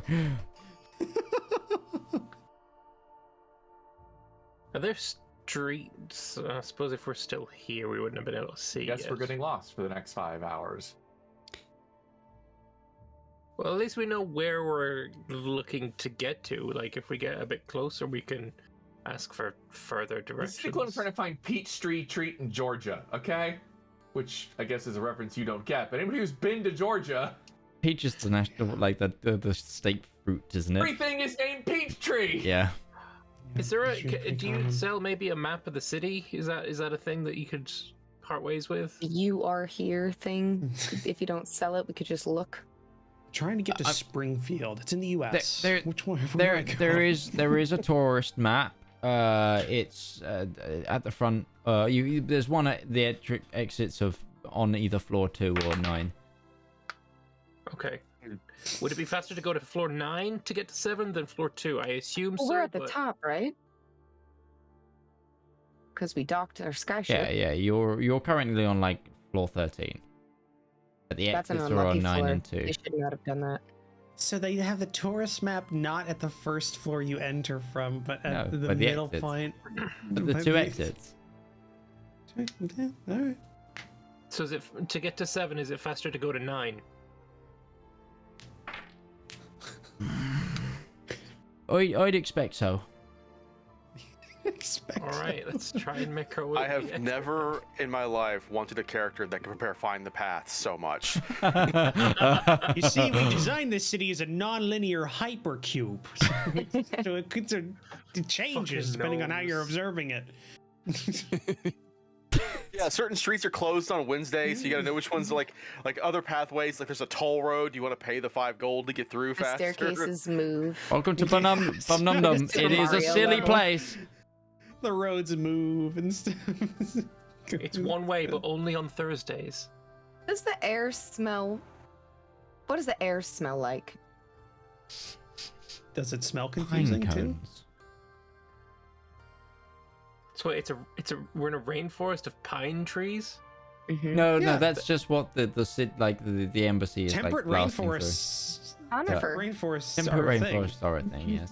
Yeah. It's the Midwest. That's the Northwest. Pacific Northwest, yeah. Anyway, let's go. At the very to least, we have ground floor of this place. Yeah, we have a route. We just need to get going and see if we can get where we're going.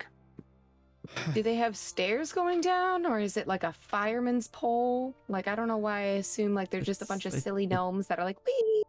It's stairs. They are. It's This is a major stairs. metropolitan city, correct? Can- And one that is very technologically advanced. Do they have the equivalent of like rickshaws or taxis?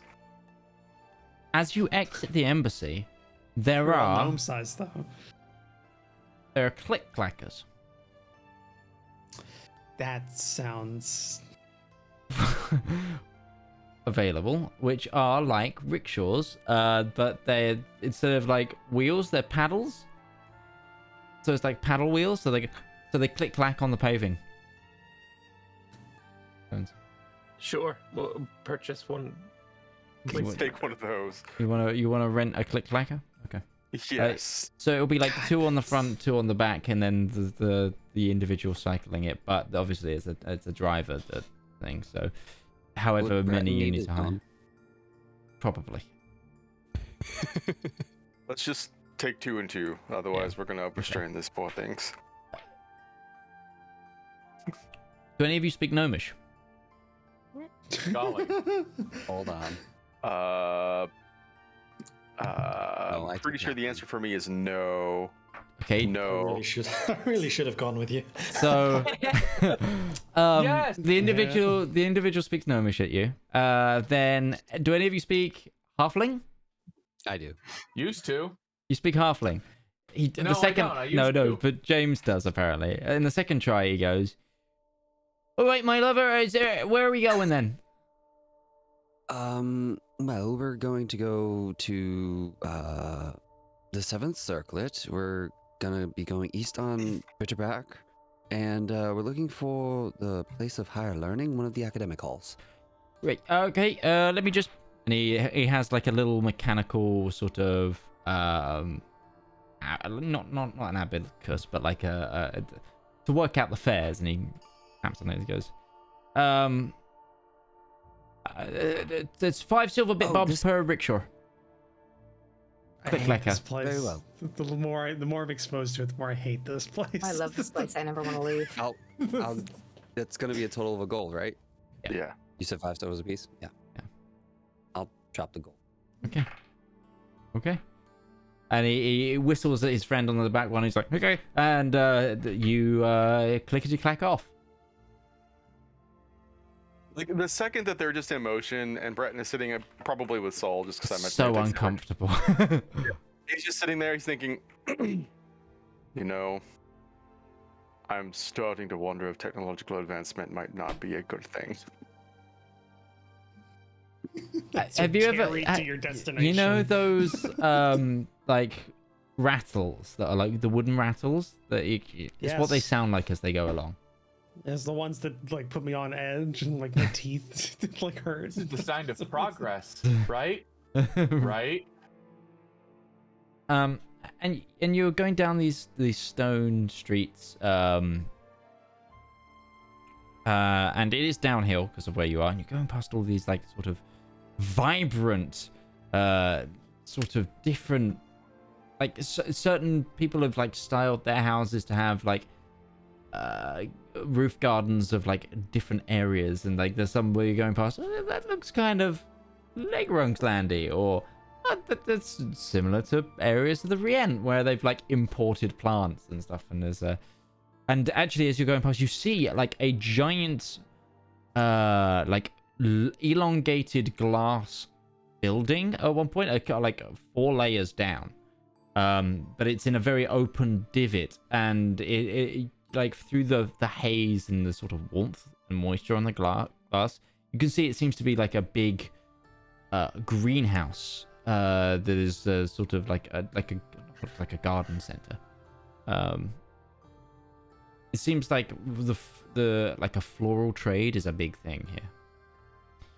And as you also look around, like on some of the buildings that are like pine cones. it did in the embassy. In the embassy, it did. Okay. It was They said the embassy was pumping that scent in. yeah. Like, They They were bottled using it. pine sol to clean. But if you look up at like some of the buildings off the sides of like the city walls, there's like a lot of like windmills as well, and a lot of like wind powered things moving. You see a couple of like staircases that are like being moved by like winch and crane. There's also like, as you look up as well, there's like a cable car that allows you to cross the upper levels of the walls past to the city. But eventually, you are brought to sort of a plateaued area of the level 7, where there is what looks to be a school, big, almost like semi-Gothic style academy halls, and it's like a walled, like a sort of half wall area. And you pull up outside near like a main fountain. There's a large entrance, and there seems to be like almost a cathedral-like central building with multiple wings and other buildings dotted around in front of you. But then on top of this like Gothic style, there is this interweaving of like living matter and plant, and like some of the buildings just like they're covered in mushrooms, and it's kind of a weird mix of essentially like medieval stonemasonry and like like a mix of like wood elfy kind of almost myconid also vibes, and there's like imagine 1500s France with sylvan elements just interweaving into the architecture. It's like looking at Notre Dame covered in mushrooms.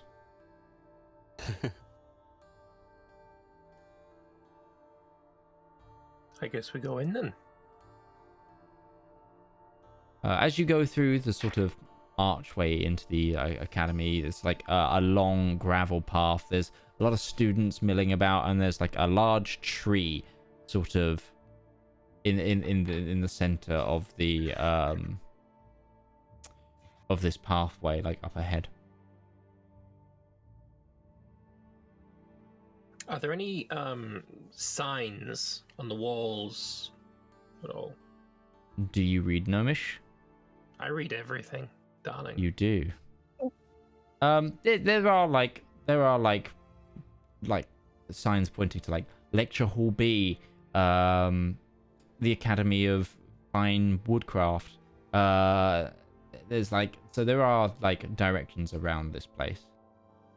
Every university I've ever been in has had a little internal map, like on a plaque or some shit.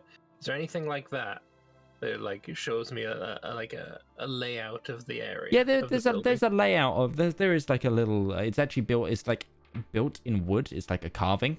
It's like a stump has been turned into like a bird's eye view of the like academy grounds, and there is like this whole quarter that seems to be research buildings, and there's like multiple different types of library or archive buildings that seem to be clumped together. What kinds of libraries and archive buildings are they labeled? A lot of them are like, named after people, kind of thing. So it's like, you got a lot of places like Fribby McGiblet's Library of Curiosities. Like it's the Log Heigl Institute and stuff like that. I gotta point out to the rest of the people who is with me. It's Sol, Breton, James, and you, I believe. Okay, just the four of us. I'll point out the map and what the different libraries are, and suggest maybe we could split up and take a library each. Well, we may be running into a much bigger problem here. Have we heard anybody speaking common outside of the Welcome Airport?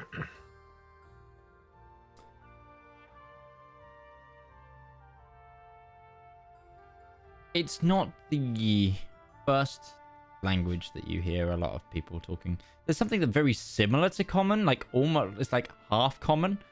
It's like if it's so kind of like either it's common with a really thick accent, or you think, actually, James, you know it's halfling.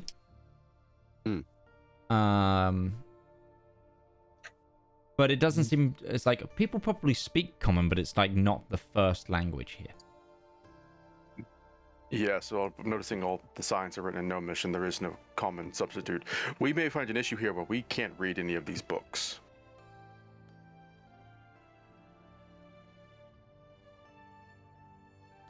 Is Breton aware that Valmir can read everything? Yeah, whether or not Valmir chooses to tell anybody is a different story.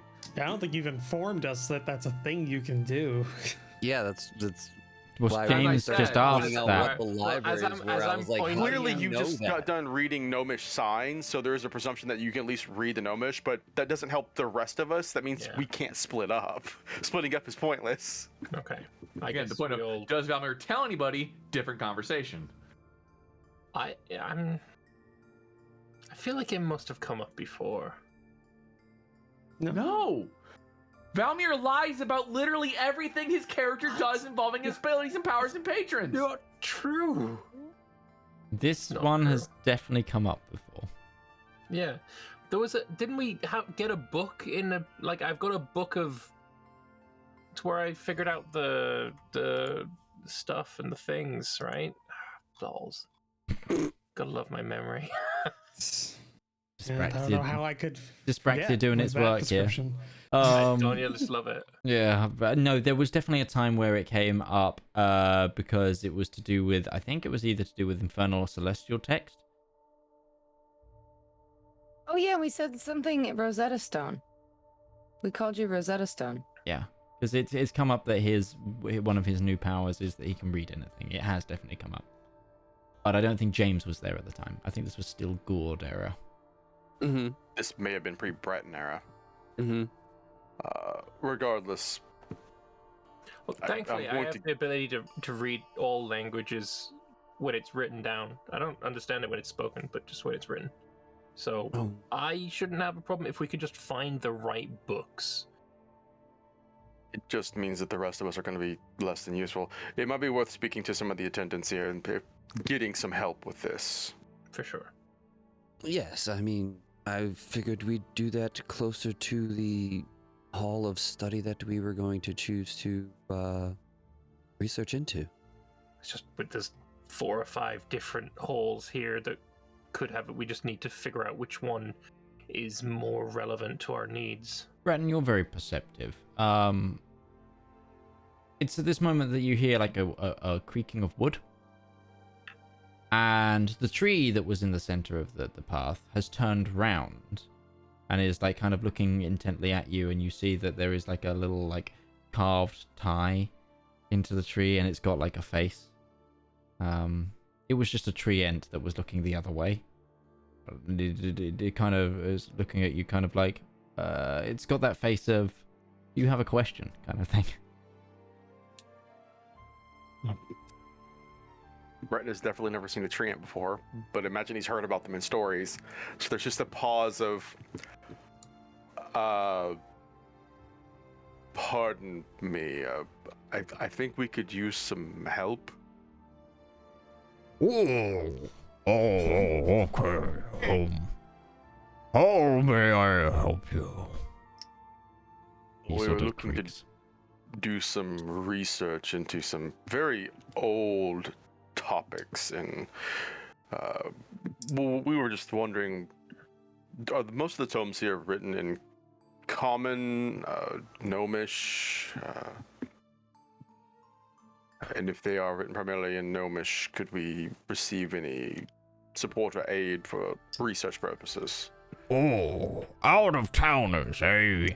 Well, a lot of our texts are written in some of the ancient tongues of the land. Sylvan, Elven, a lot of Gnomish. Some common if we've imported it. But unless you are familiar in the more seductive tongues, you might struggle. I'm going to choose not to be offended by he described those languages as the seductive tongues.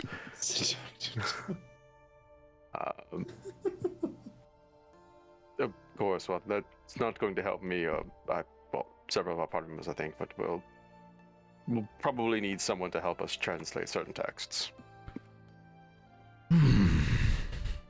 Yes, that can probably be arranged. Some of the first-year academy students often volunteer. There's like no like eyes or anything or blinking. It's just like wood creaking and this sort of groaned tone. Where he should be looking is one of the things that Breton is not struggling with, but Yeah. is trying very hard to look like he's not causing a problem with. That would be immensely useful. And Breton will just turn back to the party. So, how much do I guess I'll make a little sidle here and just talk with her. How much do we want to discuss about this, and how much do we want to focus primarily on just the dragons, or do we want to focus on other aspects that we might find here? Legends, laws, anything that dates back to the first age, the age before. Well, for me personally, I had said I was going to aid Valmir in understanding a little bit more about who he's dealing with. So that was going to be my avenue of research. I figured we'd get more clearer information on the dragons when we got to Atria. And I suppose that leaves Sol and I to try and figure out more about what we were here for. I don't suppose you actually look at Sol and I'm sorry, actually, from what we learned, Sol doesn't speak anything other than Common and Celestial, does she? So far. So far. Can I ask the tree and so the names of these libraries? Can you tell me what each of them specialize in? If there are any specialities that they do? Well, yes. From what are you researching? This one here is mainly philosophical and theological research. This one here is the practical arts. That one is the more arcane, and that one is oral histories, specifically. As either philosophical, theological, or arcane that would suit. The orc that we spoke with in the Bishad, they mentioned specifically that a lot of the traditions that are passed down here for a long time are mostly oral. There might be some credit in looking to oral traditions, depending on what we're looking for.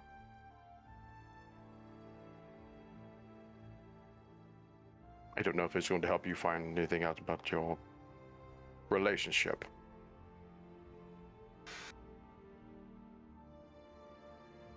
I think I could do like a quick dip into the philosophical, theological, just to have a see if I can find anything, but then mostly, yeah.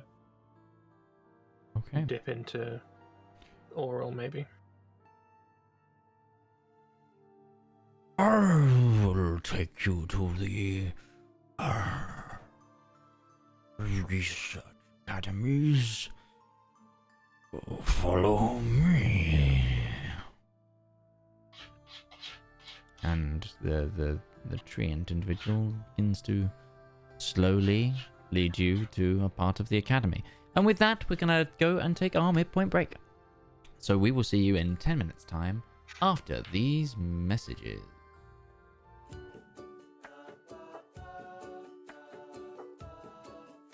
Oh, good day. I'm Martin Sanderson, and I'm the CEO of Avari Military Solutions. We here at Avari know that it doesn't take much to cause problems out on the frontier, whether that be from local pirate raids, neighboring interstellar powers, or even just an unhappy populace with unreasonable demands. Just what is a small to mid-sized regional power to do when faced with these problems? You look to Avari for your solutions. With open-ended contracts, well-trained personnel, state-of-the-art aerospace forces, and competitive rates, we stand ready to help find the right solution to your problem. So if you have a problem, why not call Avari for your solution? Our operators are waiting to take your call, and consultations are free of charge. Avari Military Solutions, a solution for your problem. Avari Military Solutions is not licensed to operate within the Kark and Grey Baronies, the Andes Corps, or any Class A combat zones. AMS is a subsidiary of Omni Radiance Holdings, a family company.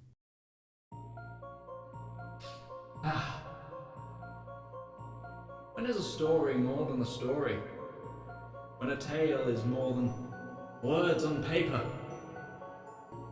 When is an ad more than the script it's written on? In the darkest and deepest annals of our own history, worlds of wonder and splendor burst through like a blister made of hope. From the brain that's wrestled and riddled with madness, a radiant pustule. Writing, art, that's storytelling. That is the true lust of life.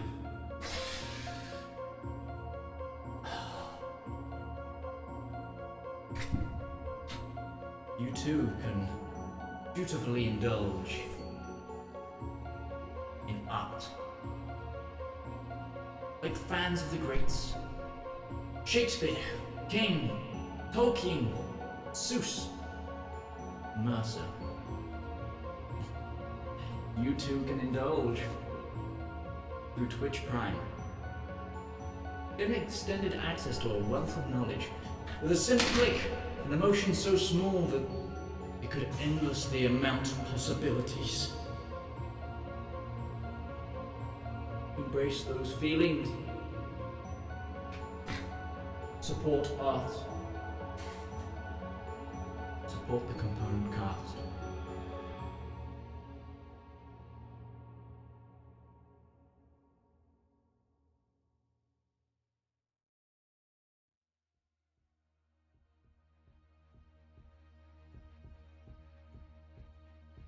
Though much is taken, much abides.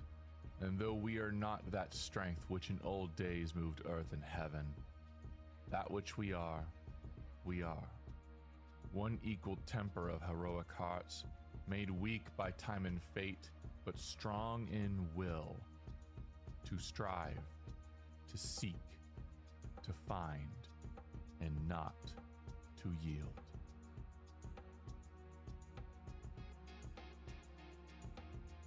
If we take this job, someone is going to get hurt. Not me, of course. I'm an effing delight. You do what you do, I'll do what I do. I'll keep the red stuff inside of you. Buddy, we live in Night City. Just breathing can get you killed.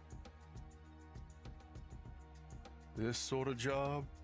Bullets flying, people dying, gangers riding, corpos trying to take what they don't already own. Doesn't matter.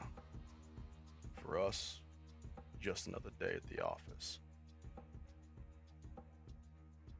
When the world seems bleak, you follow your heart. Take that stage without hesitation and give it everything you've got. There's a lot more to this city than you'd think. You just gotta dive beneath the surface. People like me, we dive into the depths.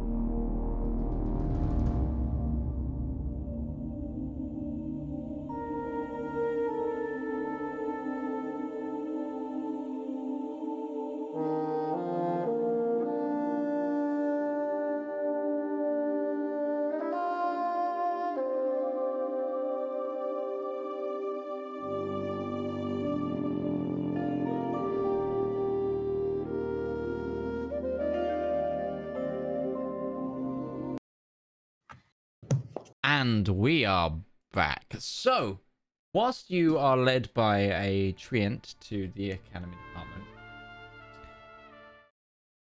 Zedaar, Zep, Darius, what are you guys doing? Zep, are you going to come with us? We're going to go look. We're going to go shopping. This had been my intention, so yeah, okay. Great. Would you mind asking the Clack driver over there if he would like to let me drive? Before It's a we trap. get into this, can I just ask, in the embassy sky tower thing, is there like a little section of it in the bottom, like geared towards like people coming in as tourists or something like that? Can we get like, is there like a little paper like tourist map or something of the, No, of the city? no, but there is like a one in like here. yeah, there is a you are here one. They don't have paper printouts. Okay, great. So I try and commit that to memory. It's kind of Give me a quick something- give me a quick cartographer tools check, and we'll see if you can sketch out a map quick. Okay. Could I do that too? Yeah. Could give me advantage since I have cartography tools and everything. And So do I. why not? I have a plus 13 on it. Okay. The flex, though. The fucking flex, though. The scary thing is, All no, right, you both rolled very similar things. So, Darius, say what you rolled. I rolled an 11. Okay. But base, it was a... 7. So, That's good, I got a 9. and then Zep, you base rolled a 9, right? For a total of... Oh, wait. I just rolled a base d20. That is not an 11. That is instead a 13. Okay, so a 13 versus... for 2 different on the base die. Just this. What did you roll, Yeah. Zep? I rolled a 9, which 22.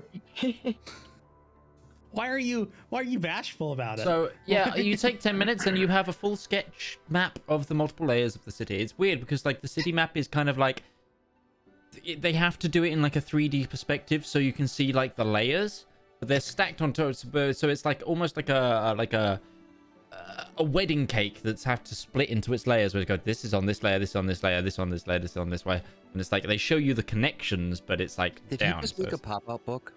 Yeah, Darius Essentially, like, yeah. hey, I finished a page, and Zep's like, yeah, well, I finished the pop-up book of the city. No, I'm just assuming what happens is like Darius goes, okay, I think I've got enough to kind of, we can work it out from there. And I look over it's just like painting. just the last sketch of it. It's like the exact 1-to-1. And I've even put little lights on to show you where the exits are. Just scrunch up the map and toss it over my shoulder. All right, let's, glad you're along. I'm glad to be here as well. Yeah. So, Zarash, you wish to learn how to drive one of these things? Oh no, I know how to drive. I'm actually proficient in land vehicles and I never get to use this skill. I haven't driven in a while, so I would like to get a click-clack machine, but I would like to show Darius how to have some fun. You know what? Okay, I will see if I can rent just the click-clack without a driver. Thank you. And if he must come, he can be a passenger and we can let him rest his weary little legs. I will Wait, see this is past this, but size yeah, for okay. a gnome. So, so the battles are you're gonna be like one of those people in a clown bike. Like, So Your knees Zedaar up is going to here. be riding a tricycle. Yeah. But yeah, I'll see if I can persuade one of the drivers to let us drive, and he works as a guide. He's instead. like, Siraj does He's that like- and looks like that. Darius will laugh. he speaks to you in Gnomish, and he's like, for 5 gold, you can have my caddy for a day, and I'll guide you. For 5 gold, Zarash. I actually have spent all of my money on the paint for the ship. Okay. So I'll owe you one. How's this? This one is on me. I'll pay 5. Thank you, Zep. No matter where they tell me to go, I just immediately take off as fast as my little legs can go, just like barreling down the Sure. street. Zep, he turns to you and he says, "Oh, do you want the Vox box on or not?" What is a Vox box? He clicks it, and there's like a little speaker that's playing music. Only if it goes louder. He cranks up the volume. Yeah, these things have like in-car radio. You guys have draconic death metal? Just so long as it goes. Wait, up I've got to roll if 11. this one knows common. No, he's just like. I'll translate. I'll run through my repertoire of languages: Common, Draconic, Dwarfish, Elvish, Fionian. That's not Elvish gonna is fine. He understands Elvish. Got it. Does he understand Thieves' Cant? I look at him and I go, "Hey, this puppy really slaps the streets." But I understand this jive talking, mama. No, he speaks to you. He can speak to you in Elvish, Darius. It's like, Right.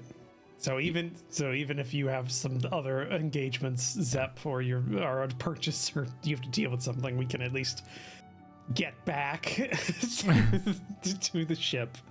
As long as we go by one of the guild warehouses, I think I will be fine. Oh, and a foundry. All right. Did you hear that, Siraj? Do you know where we're going? No, I'm just driving as fast as my little quick are you going up or down? Because like the roads are like that. So like. Down. Have you have you seen? Is fast. Yeah. You've seen Minas Tirith, right? Mhm. It's kind of that in terms of up and down this city, but windier streets. And more floral. Just started with that. I know that. And I keep looking at Darius while I'm driving. I'm doing like that whole like So you're going Fast down. and Furious thing where I'm like not really looking at the road all the time, and I'm like looking at him, waiting for him to be like, "Wee." That doesn't happen, but there is a small smile on Darius's face as you look ridiculous. You just hear, and then this gnomish like sort of music as you Literal go. clown car. As you go. I hate this place so goddamn much. This entire nation We're was like built in Santa's workshop, for God's sake. This is welcome to another place that is written specifically as a way of getting to Roach.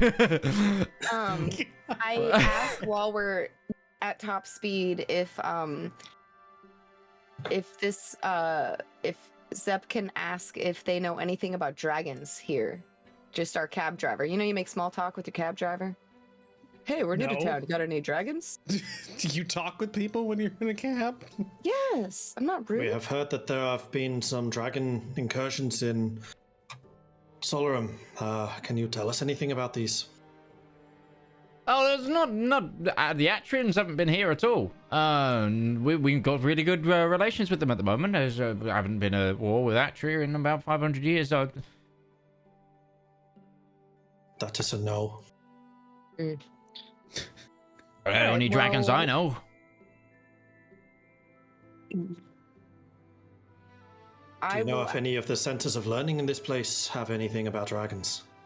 There's probably quite a bit. I'm not a smart one myself.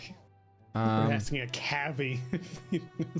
Hey, cabbies know stuff. But I will say that the people come from all over the Grand Duchy to be educated here, and we also receive quite a lot of international scholars. So there's always flights coming in. Sometimes we even get one of those hot air machines from all the way from Kaiteng. Even sometimes they've got diplomatic parties that come to the academies here.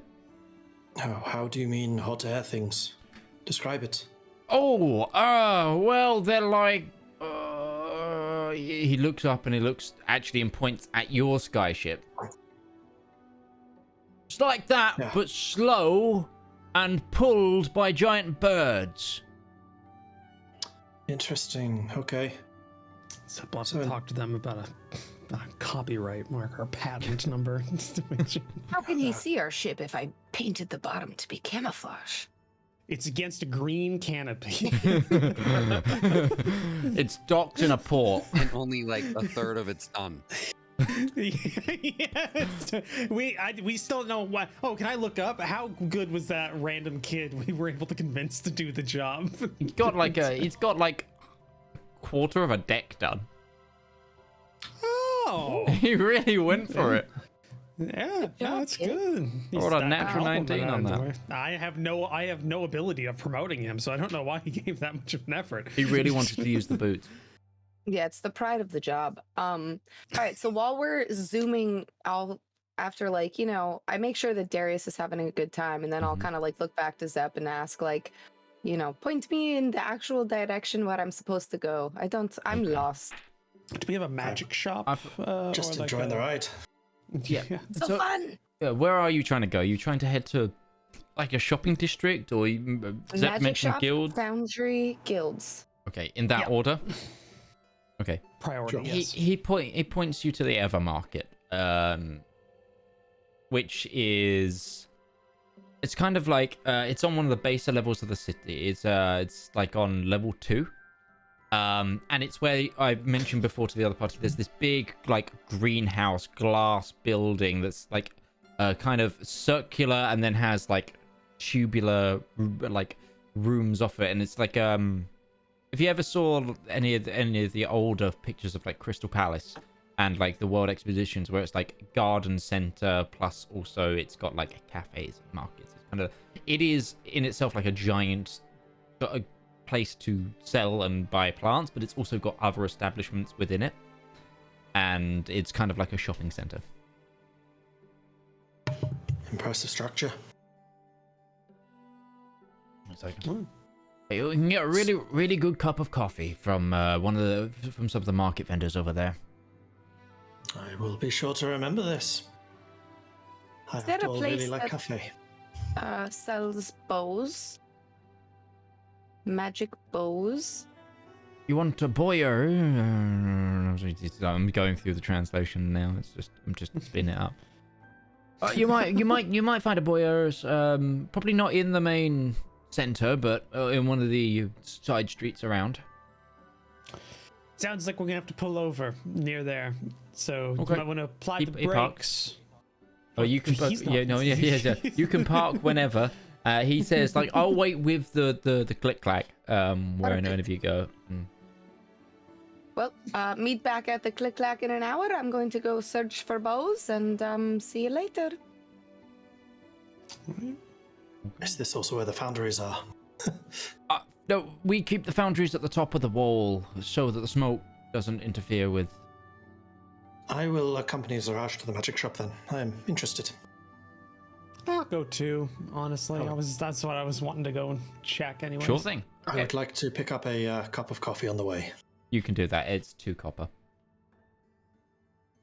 Now the question is, does Zep have anything with his coffee?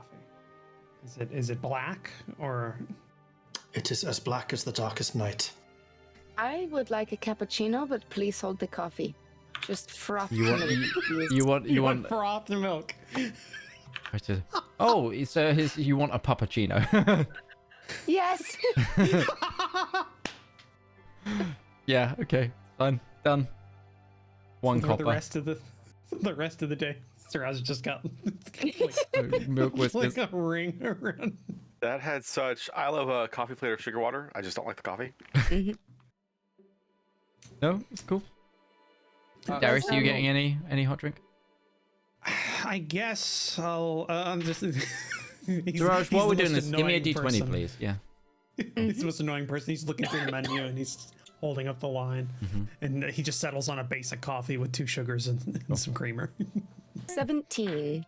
You do actually find a store that looks to be a boyer's, like a bowman's workshop. It's kind of a wooden building nestled between 2 stone buildings. It's got a glass front and very like elven filigree up the wall, and like kind of got like accents of green painted on some of the like carved woodwork. But it's not a Zorps, right? Like I won't be No, turned no, into there's a no. Zorp. There isn't a Zorps. It's not a Zorps. It specifically looks like a bowmaker's workshop. I think they're actually by law not allowed to operate in this area. So you guys probably aren't looking for bows, right? So I actually do.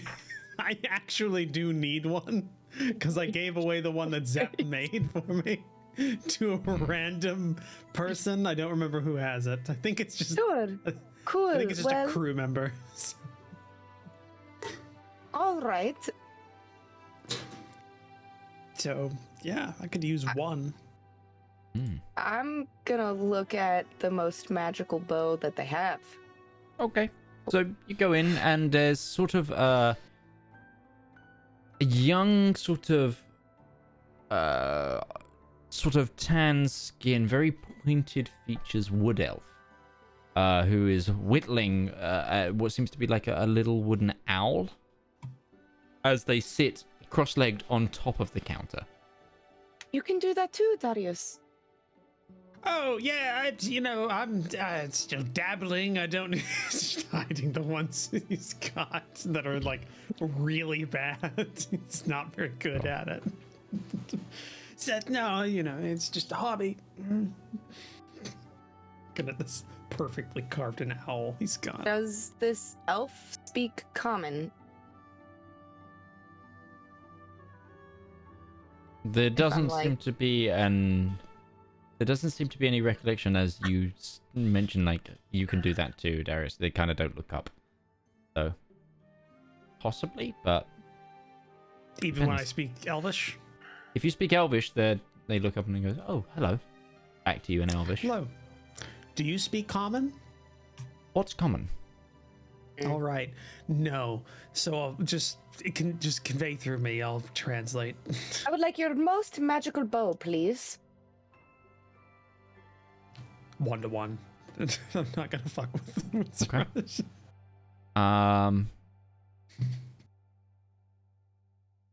He kind of looks at you all.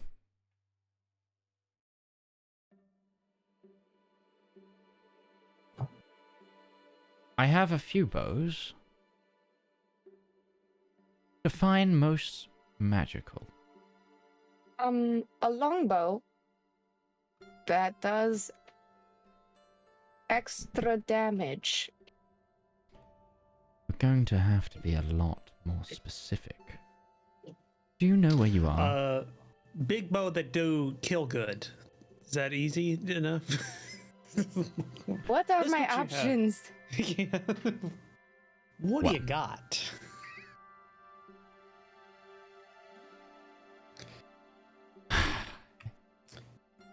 The individual sighs and looks at all of the bows that are like very individually given their own stand on the wall. There's no like rack of like bows, like sort of just general bows or there's like, you don't see any like tubs of ammunition, any bargains. So all of them are like, so there's like, you see one that is like a bluish wood with like really fine like carvings through it. There's one that is like, looks like almost like it's like deer's horn, like antler looking, but it's still wood, a very fine white color.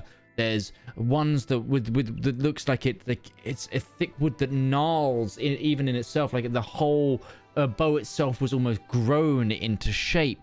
There are woods that seem to tinder and look like they're burning from underneath the bark. And he kind of looks around and goes, again, so you're going I'm to trying need to be kill a more dragon. specific.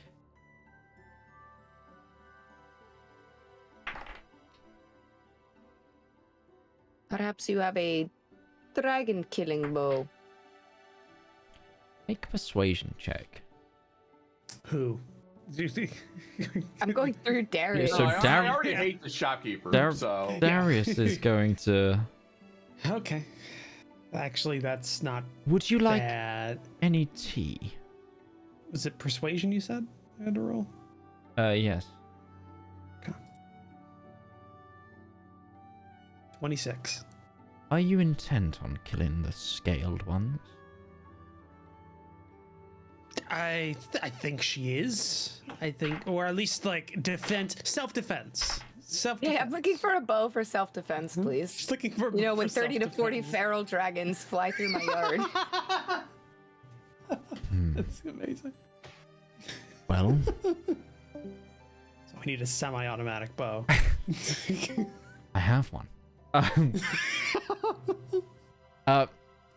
My instincts are that you have come to the right place. It's a shame that we cannot converse without your mediator here, he says, looking at Zedaar.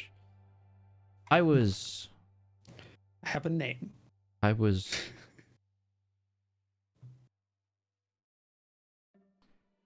done wrong by the Scaled Ones in the past. Back in a time when I'd be the one using these bows, but you seem like a candidate that could be good to carry on a legacy. In common, I'm going to ask Siraj, is this for you? Because he seems to think it is, and it might help us get a better price. I want a bow. Yes. Okay, good. And I would like to tell him that I also was done not well by a dragon. My head almost exploded because I looked at one in the face. Just 2 weeks ago. I still have blood in my ears.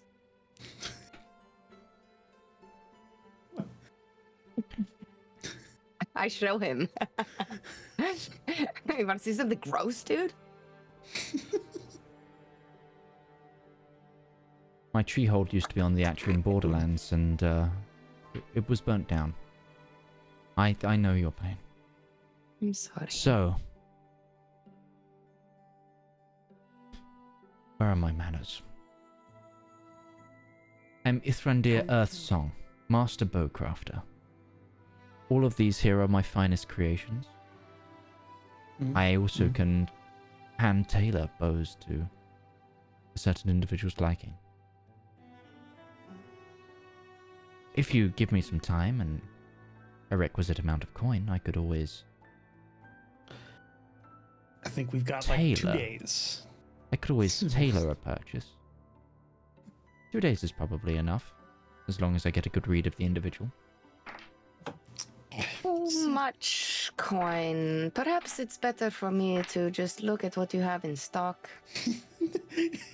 And I say this in common to Darius, like, I actually don't have any money. Please don't tell me. I know.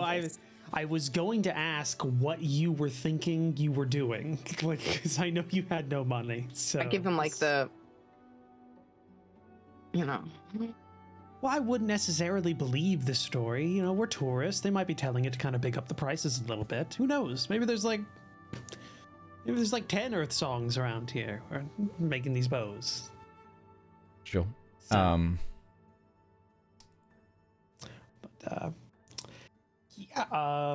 yeah. What's your general price? I'm looking for and I say something that equates to +1 bow. You will find no such thing here. Only the finest craft. Oh, so a +2. You got a +3? To just break the barrier here, you have walked into the Hanzo Hattori level bow shop. Like, that reference means nothing to me. Kill Bill? Kill Bill? Hanzo? What? You heard of a Hanzo sword? Or a Hanzo sword? Like, just Japanese... I'm not a big katana head. No, I don't. So this You're not a true nerd. Where's your weeb? Okay, so you have walked into like essentially stuck in my 16th century enjoyment. You've walked into like the is this gonna work? Like the Celebrimbor of bows. Everything he makes is individual to a person, elite sort of scary tier bow. Okay. Cool, but you do have a lot that are just here, so yeah. I mean, he has those, but they're like things that are made of like special woods and do very specific things. And what are you looking for? I point to the blue one, the blue wood one. What's Okay. that cost? So the blue one. Let's get a gauge here, and then we can leave if it's 30,000 gold pieces. The blue one is 9,000 gold pieces. All right, that is. I have nowhere near enough money for that. And actually, as he begins to describe it to you, it's familiar because you've actually seen one of these trees. As it's made from Feyheart tree. No, it's made from Feyheart tree. You know the tree that exploded and tried to sing at people? Oh, yeah. Right. So, on the one the alchemist fired? Yeah, the one you alchemist fired. It's made from one of those, and on a natural 20 cast sleep on an individual, and knocks them out. What level sleep? No, it's they just the saving throw or go. Oh, okay, so not the sleep spell, just like the sleep effect. Yeah, the sleep effect on a person. Well, that is actually pretty cool. And is cast as a +2 as well. Okay, so it's a +2 shot. All right. Yeah. So, yeah. Siraj, I mean, we can look. Just ask him if he, without having to special make me something. Also, actually, note, just as a note, because I've got it in my properties here. Mechanically speaking, bows made from Feyheart would ignore half cover, 3/4 cover, and total cover respectively, depending on the purity of the wood. So, +2, 3, or 4. So a +2 would go ignore half cover as well. So it ignores half cover. It casts sleep on a natural 20 critical hit plus the damage. And is a +2. Yeah, it's worth 9,000. Not that I'm paying for it, but cool.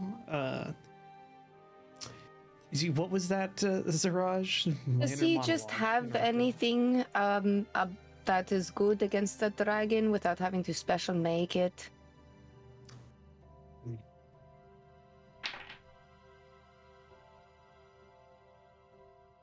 Anything that grounds a flying creature or... Hold on, I'm just going to roll his insight. Just under a pile of junk. Just like, he's like... This one. +1 to dragons.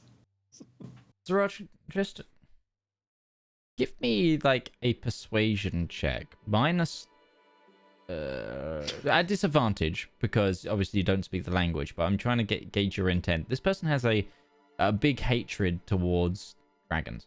They might be inclined to help you here. We might be able to get a decent deal on this guy and get him to be our armsman on the ship. Like, come on. Double sevens. Seven's my lucky number. Like, we're going to go hunt dragons. Bring this dude along. Yeah, actually, if it'll help, can I bring out the short bow that Darius uses that has killed dragons? Okay. That is what it's done. Yeah, the short bow that killed a young green dragon and the crystal dragon, and it did something else with the dragon. I don't remember what. Yeah, so it's everything. Every time it's been shot, it's killed something, but most of those have been dragons. So this has spilled draconic blood. Just to does it need to be a short bow, Siraj? No, I want a longbow. I don't need your shitty short bow. Get out of here with your 80 range feet. Come on. I run faster than your bow can shoot. Okay, I'm offering help, but all right. It's just would it be cheaper if this bow that has spilled multiple dragons' blood? Could you just kind of do your magic on it and fix it up? For my friend. I want to know the answer to my question. He smells the wood. I think with a 9, it's not going to happen with your question.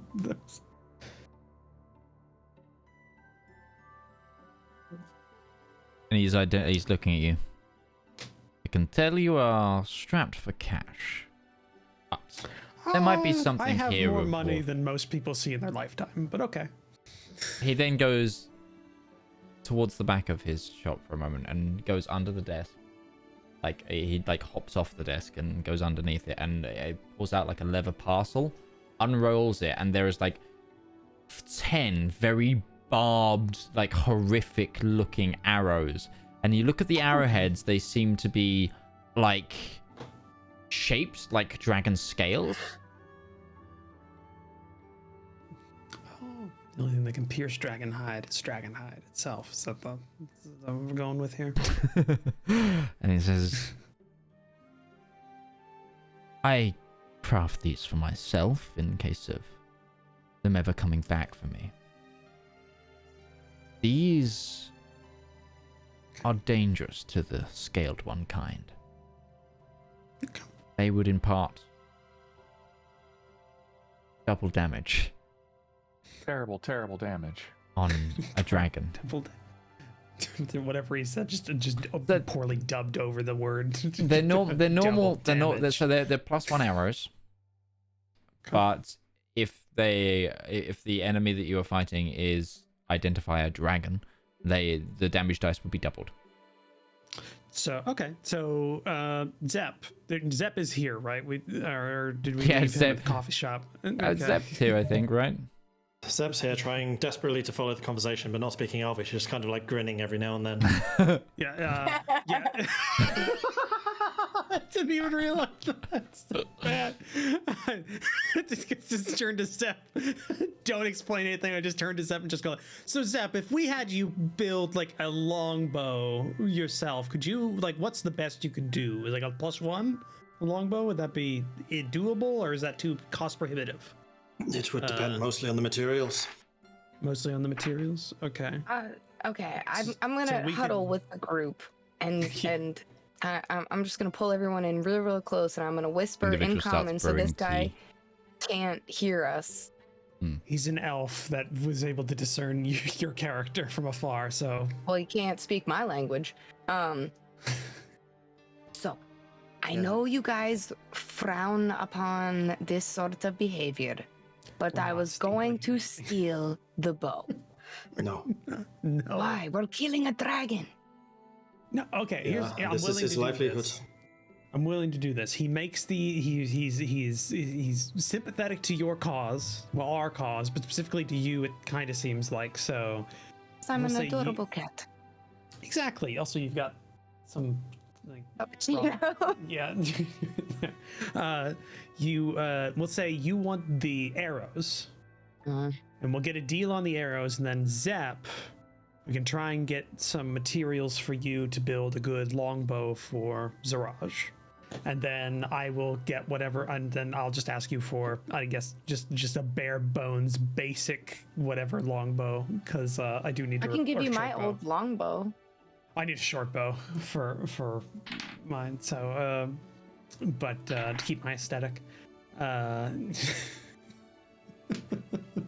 It is all about the looks. It is at this point, yes. So we'll do. Does that sound good? I can probably pay for those arrows, but at this point, you owe me, and I've been keeping track of this, about 4,000 gold pieces. Darius, all my gold burned up with Ruby when she died. When she was disintegrated into nothing, she was my bank. She carried all of my money on her person.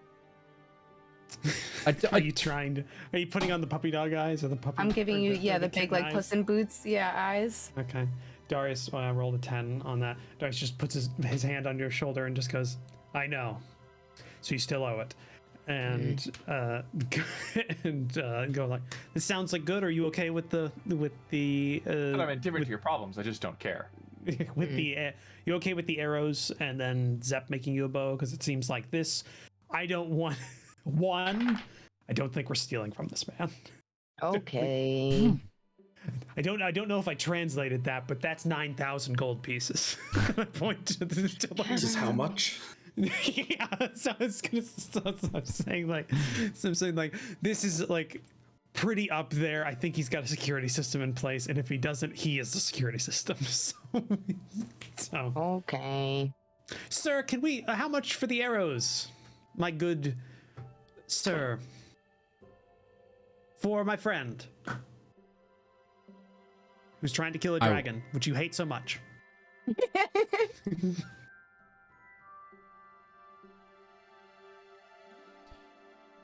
I'll do you one better. Oh. I'll do each arrow for 100 gold. Okay. And if you happen to kill a dragon by the name of Aurelius, Ventalius, Demartimus, Can you write that down? Aurelius and what? Because what my normal language is common, and I'm translating this. So translating the Elvish into common that I can remember, it's gonna be weird. So. Aurelius was my favorite Roman emperor. I feel like you're telling Roman emperors right now. Yeah. Atria's all Roman themed. It's called the Triumvirate of Atria. Come on, man. It's all to the Aurelius, what? Aurelius Quintilius. General Tullius. This is in character. He forgot. Decaptimus. If you bring me Really proof shoulda. if you bring me proof of his death, I will reward you with one of my fine bows. Oh. Well, okay. you know, it'd be easier to kill him with one of your fine bows if I had that first, and then if I don't kill him, then I will just be dead, and you don't have to worry about it. But These okay. are double damage to dragon arrows. There is only 10 of them versus a bow that can do damage with whatever arrow I use, but this guy must not really hate dragons, fake dragon hater. I don't say that to him, obviously, because he can't understand my language, so I'm hoping that Darius has enough common sense to not translate my Karen moment in the store. I would not recommend translating that. Yeah, no, I was gonna say under a 5, maybe not, but okay. Yeah, no, so no, she's very interested in the arrows, and we will keep an eye out for that. Yes, Intalius Decaptimus. We will.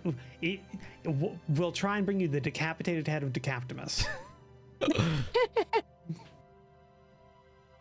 Be careful. We've killed a couple before. Wait, how old is this dragon? Before we agree on this quest. That's a good... He's never heard of the shadowy void thing.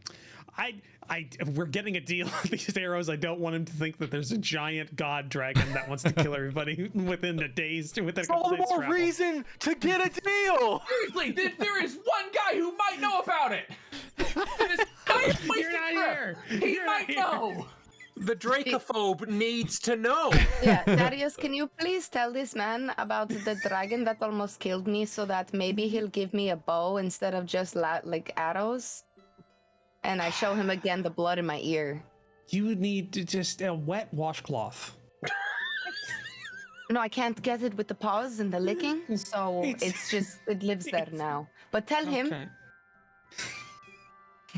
It's gonna get infected. All right, sure. And I inform this elven man about the fact that we saw sprouted forth from a hell portal of darkness in the sky a couple of weeks ago, a giant dragon of what was there like a name or no, it was just a void dragon. But while you're doing that, I'm gonna do like my best like psychic. I close my eyes and I sense for 6 miles because I'm in an urban setting. Are there any dragons in 6 miles? Yes. There are dragons in 6 miles. Okay. This is important. I don't know how many or the location. Nope. But there are dragons amongst us. Is this guy? Wait, is this guy a dragon? They could polymorph.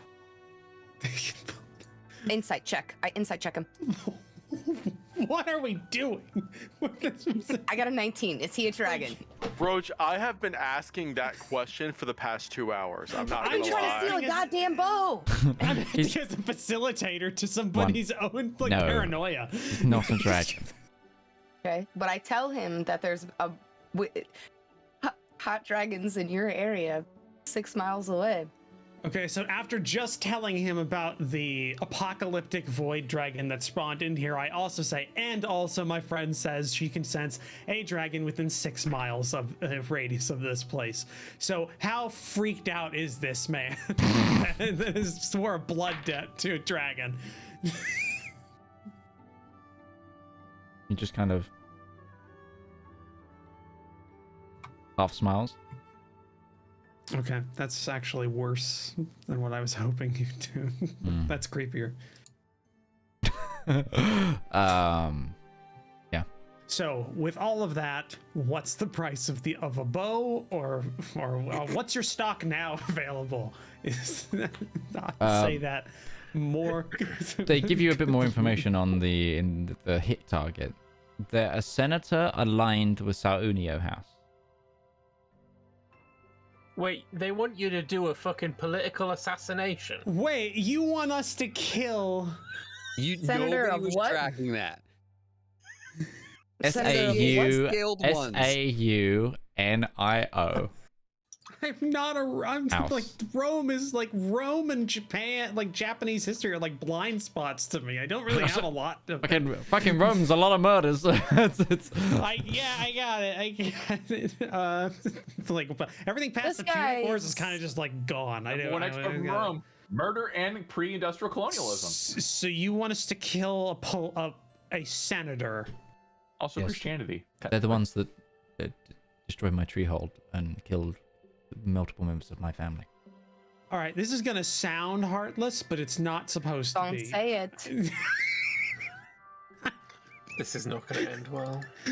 I just want to know for context, because we are putting our necks out there for that. How much did you like your family? Was this a lawful thing that happened for the laws of the land, or was it more of a this kind of just happened and it was like Atri expanded its borders. We fell Okay. either side of it. They burnt down under her. Got it. That's all I needed to know. I don't. So that gives us context for that. And Super we'll be shitty. happy. And we're Yeah. trying to get money off of. Are you buying the arrows or not? Yes. I want to do this, but some people want to push the envelope. So, I'm trying to save money here because They were already discounted. it's a double damage to dragon arrow and a +1 normal arrow. That's like for 100 gold pieces. That is a steal. It's 100 gold per arrow. It's 1,000 gold Yeah. for all the arrows. Yeah. Double damage. All right, buy it. Let's go. Double damage. It doesn't say double damage. That doesn't say double dice damage or double arrow damage. It's just double damage. So Yeah, imagine you so- crit. Like with that, that's like. I mean, if you're gonna yeah. spot me a thousand goldies, I'll take it. I will. Okay. Going with goody two shoes to go rob a store. Ugh. I just want to point I mean, out we you can do- have like 2,742 gold in the party fund as well. I'm not gonna spend the party fund. Oh right, that's Derek's responsibility now, isn't it? Yeah. Yeah. Yeah. No. Oh, you no, shit. Take it out of the party fund. This is. There's 200 platinum in there and 742 gold pieces. Right, there is. Zedaar was actually very fastidious about just giving away large amounts of sums to that. He spotted the money when it was needed, but he did not just give that away willy-nilly. Yeah, I was thinking. I mean, Darius thinks about that for a second. Goes like, "This is specifically just something for Zeraj. Nobody else It's is to gonna kill want a dragon. Anybody can use the arrows. Anybody could use the arrows. We'll work it out later. I'll give myself a loan if I need to. Just take it out of my my section. Sure. So that would be. You buy the 10 arrows. He offers you tea, and if not, Nope, we'll skedaddle. I just had a cup of coffee. sure. Okay. So. Zep, you were looking for specifically a magic store, yeah? Looking to get, two things. Investigating how I can upgrade Braun's armor, because he's a Warforged. He's already had an upgrade already to steel, so there might be another metal that can be upgraded to, or runesmithing or enchanting of some kind. We don't necessarily need to do that now. We can do that off camera, but that's what I'm looking for. Okay. The other thing is more enchanting materials. And then at the foundry, I'm looking to get 2 cannon barrels cast, like just the basic barrel. Oh, right. Okay. The enchanting material, how much are you looking for? Well, that depends on how much the barrels are. Okay. And how much is a cannon? Okay. We can. This is as basic as I can get it, because Zep can tool it himself.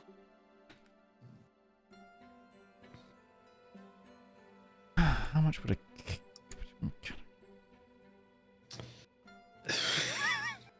I'm trying to work out how much a cannon costs in D&D. It's God, we're ripping the system apart and patching it back together as best we can. It's the outside of the artificer. What material are you looking to have the cannon made out of? Are you going bronze, iron? Because I don't want to advance the timeline too much, probably bronze. Okay. I can send you a link on cost of cannons. Fucking go for it. Why not? Okay. But yeah, we can talk about that. We can expedite that another time. Yeah. That's fine. We can expedite that. But sure, you can definitely have been doing that. Is there anything else you guys would like to do? Is it just more shopping? No, we take him to the laundry and wherever else the Sep wanted to go. Yeah, there's anywhere else. Guilds, yeah, anything. Oh, yeah. I was going to leverage my guild connections to try and get enchanting materials cheap. That's why the guilds. Okay, no problem. Yeah, we can talk about that. We can talk about how much you're willing to spend as well, on that. Okay, let's head back to Team Academia. My heroes in Academia. So, the treant finally takes you to like an ivy-laced courtyard surrounded by 4 like huge again cathedral-like buildings that seem to be different academic halls of study. And so which would you like to go in? The halls of theology and philosophy, please. Oh, interesting. This way, a little bit of history and knowledge goes a long way. We actually have some academics from the other continent with us right now, using these halls to further their own education. From what part of the other continent do they hail from? Oh, well, there's one academic on sabbatical from the college in Retchin. There's a Minotaur.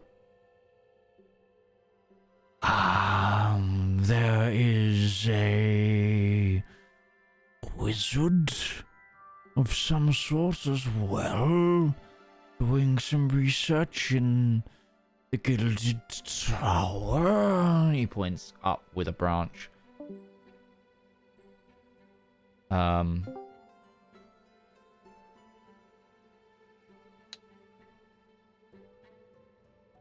Where have you come from?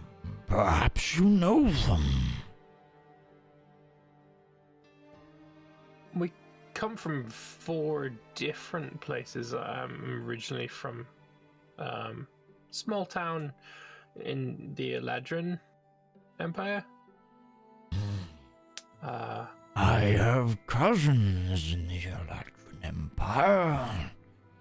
I, however, grew here myself. This seems like a fantastic place to grow. That it is. And eventually you enter this halls. The stone for this building is like got a kind of green hue to it, and there's like speckles of like watery light. As you walk in, there's like kind of pools of like running water and like little water features. And there's interior trees and like there's light through glass windows in the ceilings, like dappling through trees. And then there's like bookshelves and lecterns all like established with it. So it's almost like a forest of books within a forest. And there's also a large sort of metal, like a planetary diagram? But it's a diagram of the plane of Elendor. So there's the large, like elongated flat disc with the 3 moons floating above it. like in like huge bronze and like a kind of an aura, and there's like a subtlety to the music in here, and robed individuals walking around grabbing books, studying, and yes. Would you like me to notify the head professor of theology of your arrival? Maybe you would like to discuss with them.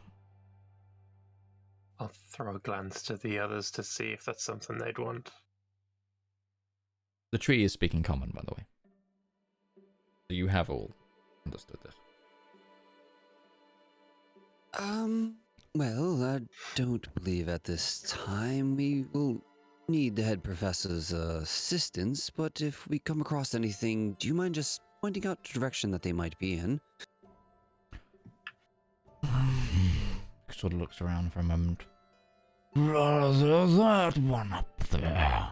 And he points to like an elevated lectern that's kind of dappled in gold light, and you see this kind of like rotund, very shiny-headed, bald halfling on a stool with a stepladder up to the stool, reading a big sort of ancient tome, and they're wearing like kind of a leathery vest, like a waistcoat but made of leather, and they've got a shirt poking out of it, rolled up sleeves, and yeah. Perfect. Do you have their name by chance? I do. It's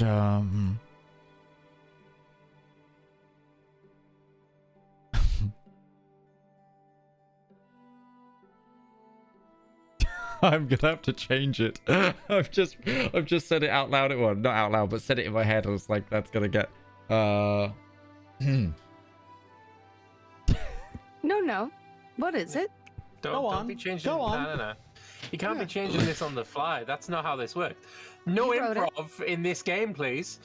I'm gonna regret. We're in the Grand Duchy of Bumnumdum. So get it right. It's Bumblebum. This is worse.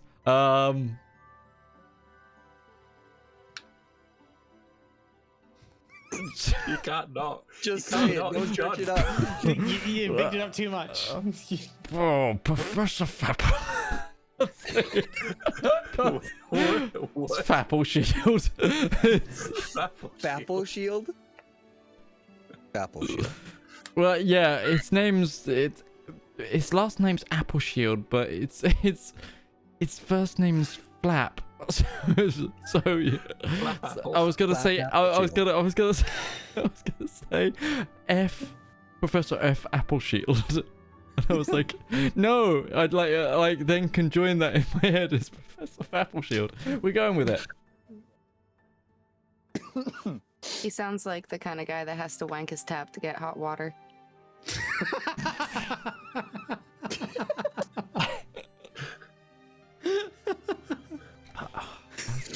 Right. That was Professor Fappleshield. F Appleshield. Oh, my apologies. Professor Appleshield, that is. Yes, thank you. Very well. He stomps out.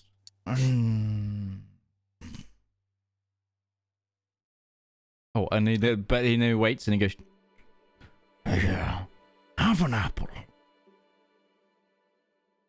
I'll take an apple, sure. He unpicks an apple from his treeness and gives you an apple. There's probably nothing ethically wrong with this. I'm just gonna eat the apple. Okay. Tastes sweet. It's like somebody giving the here. Take my I know what an apple is. Wait, I know what fruit is. Of his head. Yeah. Okay. Go on, eat it. I'll eat mine as well. Sure. Tastes really sweet and. You must have eaten pineapples recently. Oh. That's layered. That's a layered joke because of what apples are to trees. That's a very layered joke. Yeah. Yeah. Anyway, so you guys want to study in the theology section. Give me someone helm the investigation. God, we broke Shane so much he disconnected. So someone helm this investigation as you study. I think you're going to be split into two groups because you're looking for different things in said theology section. So if we have someone helm the investigation on like the Shane Lambert end and then one on the Beth Lake end.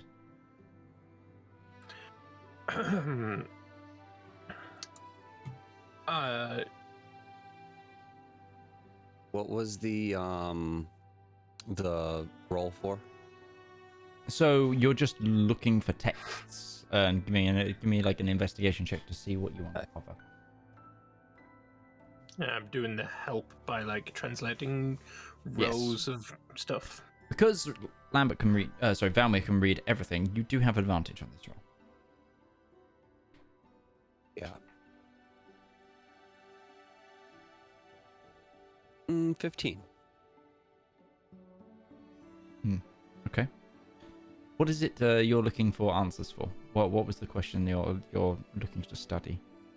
Kind of trying to find out more of, I guess, who Arokaz is. I said that right. Kind of where they hail from. Maybe what plane of existence they're possibly coming from. Who they might else be connected to. Like in service to, or or who they serve over, kind of. Yes. Sure.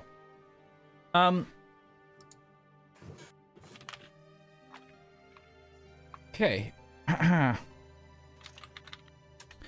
You get a lot. You don't get anything totally like clear. There's no like this is this person from this. You don't get like a stat profile. You do get a lot of connections with Asmodeus.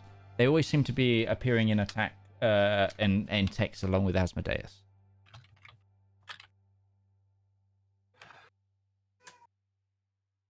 In what kind of like, how close to Asmodeus?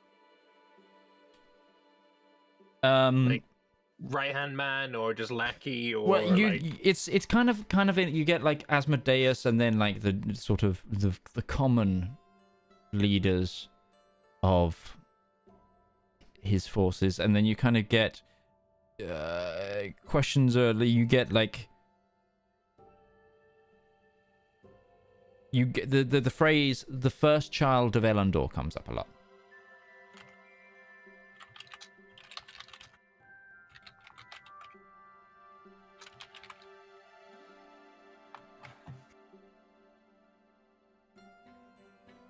Like calling Arokaz the first child of Elendor?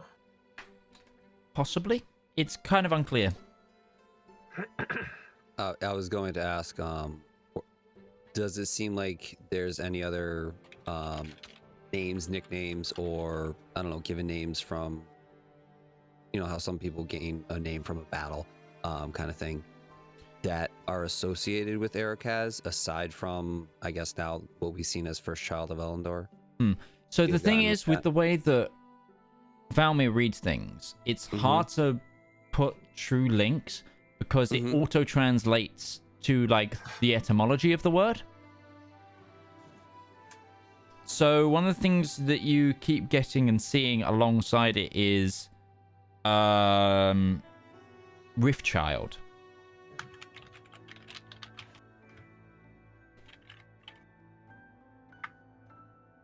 Okay. I would say that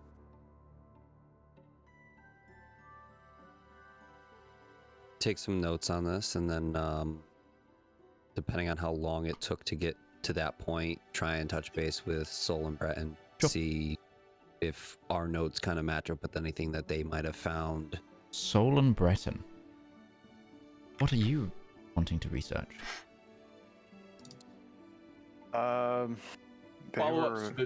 Sorry. The idea was to look up into finding anything we could relate to the seals of Elendor and signs that point to the end of the Book of Ascension. Okay. Give me one of you helm an investigation. One of us is definitely better at investigation than the other. I'm trying to remember which that is. If I were to put a number on mine, it would not be very high. If you were to put a number on it, if it's a number that is better than divisible by only 1, then You can just say win. the fucking numbers. 2 beats 1. You have inspiration. If you're helping me, it doesn't matter. It's true. I'll roll it. Okay. Roll me investigation.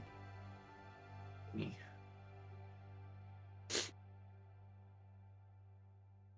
Nine. Wait, I have advantage because I'm being investigated. I'm having assisted.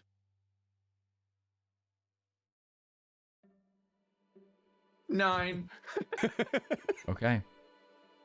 And now our trip was wasted. To put that into Lagrungslander terms, 9. You don't find anything on the Book of Ascension. The problem is that a lot of these texts are Elven, Sylvan, Halfling, Gnomish. There's not much The King That Never Was here. And you wouldn't really know where to find it on these shelves without directly asking for help, perhaps, or finding someone who can read. As you look around, though, you do see an individual slumped over what looks to be like a toadstool that's turned into a lectern. And he's kind of half asleep. His snout is kind of like heavy breathing. He's got a monocle as a big minotaur individual in like a like waistcoat.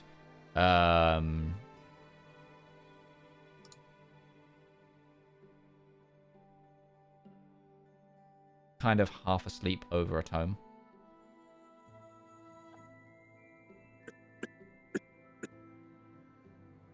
Sorry, was this Aaron, through go ahead. Breton? Yeah, this is Breton, so yeah.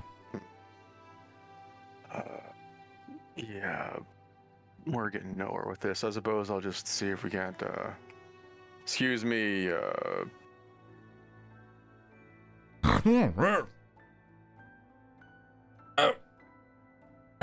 Hello there.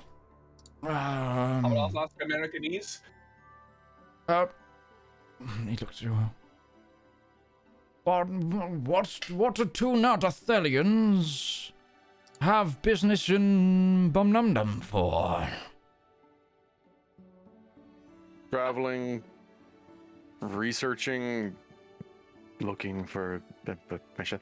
We're trying to do some research on a very specific topic of theology. Oh, well, you've come to the right place. I myself am doing the same. You may have heard of me. I am Professor Themistocles Cosmalis. No. I would definitely have remembered. Is he the brother of Pericles? He is. Sure, it's just the wrong circles. I'm sure you're extremely famous.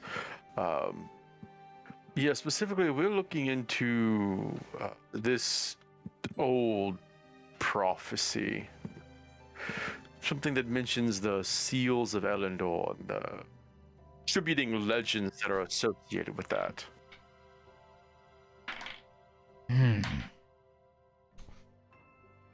There's an old text back Nadafel called the Book of Ascension, and it specifically details the events regarding those seals.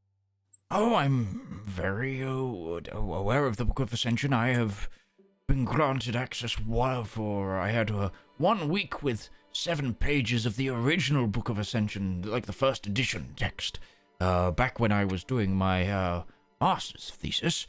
I was very lucky. My brother pulled some strings. You'll be hard-pressed to find a copy of the Book of Ascension here, unless there is something in the professor's private collection. I have a small 4th edition copy that I carry around with me. Read the book. We are adventurers, part of a larger group. We have seen things that are pointing towards it, but we're having a hard time verifying it because a lot of the information, especially the later editions, is apocryphal. You said that you had actually read the first edition of this book. How early was that penned? 7 pages. It was penned by one of the followers of the king that never was. And I have that name somewhere, and my computer has changed since then. Yeah, it's fine. It's the bard who followed him around. Yes. He had his own yes gear.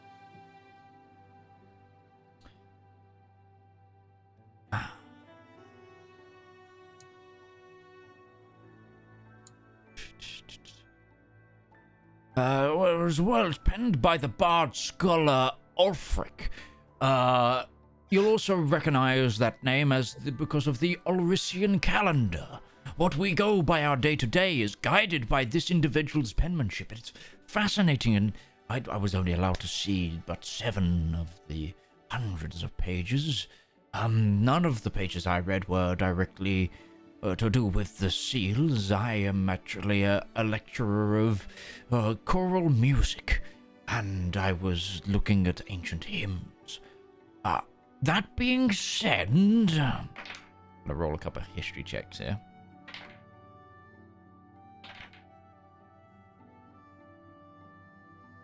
There were often tidbits borrowed from the older stories into ancient songs, and there was one that is stand out that spoke a lot about how the seals must be destroyed to bring back the gods.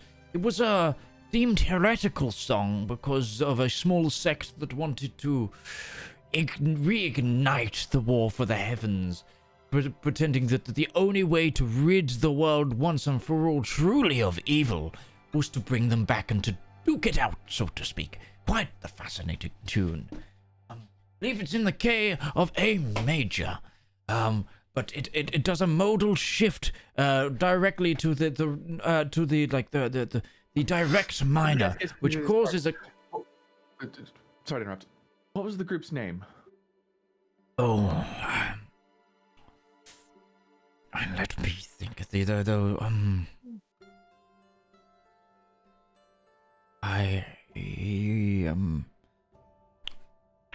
I'm pressed for thought. Give me a moment. And he who does neither drink nor high, that's really not fun. The man, he starts like humming like lyrics to a song. I'm getting my knowledge from is basically the equivalent of John fucking Williams over here.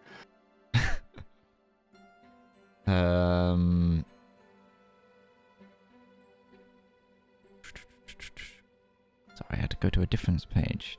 Where's the assassination of that person?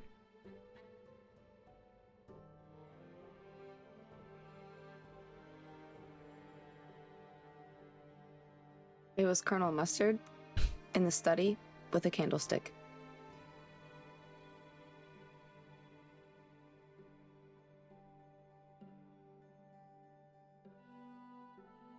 I guess Breton will just turn to Soul.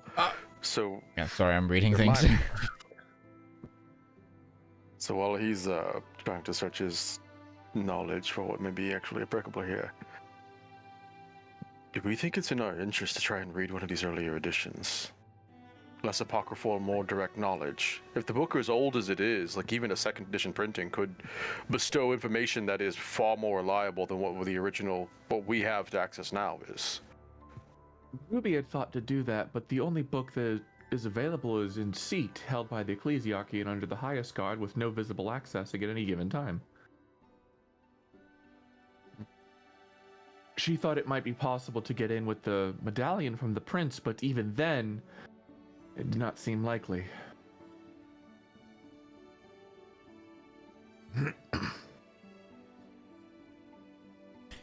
I believe it was a sect known as the Scorned Ones of Them. They were anarchic true believers. Also, there's if I remember correctly, it's theorized they are the same group that assassinated Eladrin the Immortal's daughter.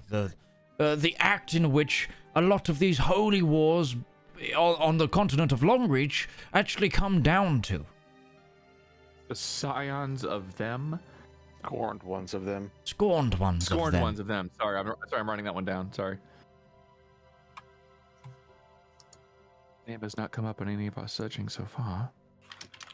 At least one bit of information in our time here. You said the individual who pinned the book of yes, was Ulfric the Bard. Does he have any other well-known tomes in theology that you might have access to, or there might be access to here? Yeah.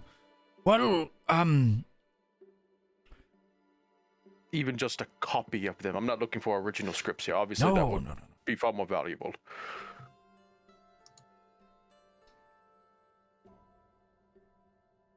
Well,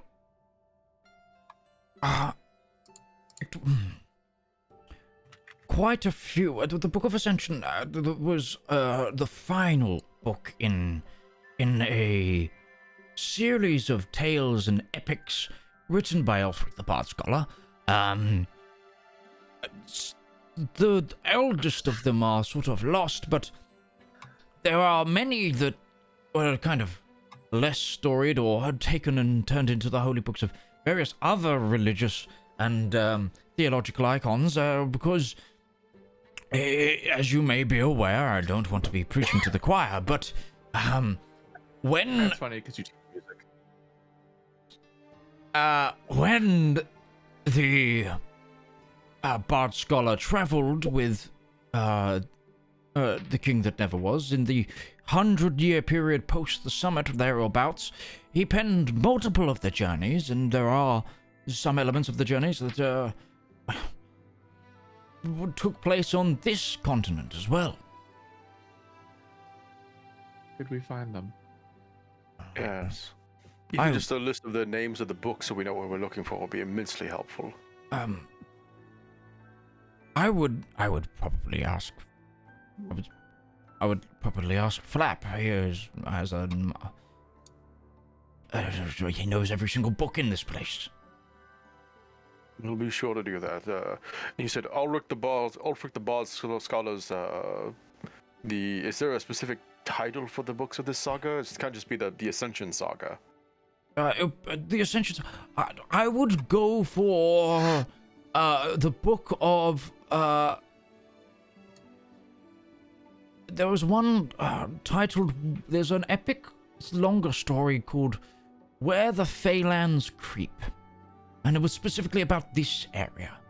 It might be an older text that you might find here.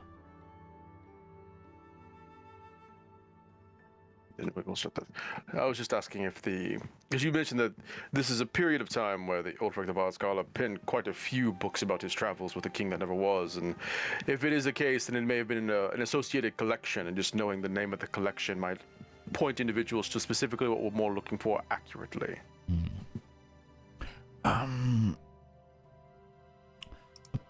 If it culminates with the Book of Ascension, it may just well be known as the Ascension Saga. Just if there was a proper title for it. Well, the proper collective title, and those in the theological circles, would be the Elendor Chronicles. Roll credits. But not all of them are believed in by various pantheons, and some are thrown out, some are just, scholarly known as complete hogwash, some are more believable, and some are the running theology. It's a name that we can start with. Thank you. 3 seasons and you finally got me to name drop it. Finally knew what to look for! Do you think it's odd that everything that we have tried to find regarding the peculiarities of what's happening in detail, every book, every history ever written is gone or hidden or sealed or rewritten. Part of that has to be time, but in a certain respect, like they mentioned that Everything? the Oh, Book of damn. Ascension was considered heretical. I know. Makes sense why they would suppress that knowledge, and heretical, apocryphal, anything that might lead to a concept that these books are more of a danger than they are a help, and they would be rewritten, restructured. The individual mentioned that many of these books became the religious texts of different countries and faiths and cultural belief systems. So things are adapted and changed. I mean, how many years has it been since the Ascension? Thousands, if at the very least. Just 1,300, roughly. Or 1,000. 1,421, because we're in that year. It just feels like this is not the act of a religious institution maintaining power. This feels targeted. Because it's not just the ecclesiarchy of the Rien. It's everywhere. I did catch too what he said about the scorned ones of the lost. Yeah. That they attempted to murder the Eladrin Emperor's daughter, and when they succeeded, they were responsible for many of the holy wars that were waged on the War of Longreach. I'm sure that doesn't sound familiar at all. And the Emperor was severely injured in that attack, I believe. And now we have dragons raining down terror on cities, even attacking willy-nilly as they see fit, and a holy war is being originated by the Eladrin Emperor again. That might be another name to keep looking into. The scorned ones of them. Well, I hope the others are having success and not getting into any shenanigans. Well, I was just about to come up and ask you what you found. Oh, look at this individual. Forgive me. Me and my brother play a parlor game. He is what's it called? Anthropologist. So he tests me all the time and try to work out where. This one's undoubtable. Another Nardathelian. Did you all come together? You scared me. I raised my hand. I'm not Nardathelian. Oh, looks at you and just. Are you allowed to be here? We didn't invite you into our social circle right now. Anyways, I had to chime in on that joke again before it got too old. The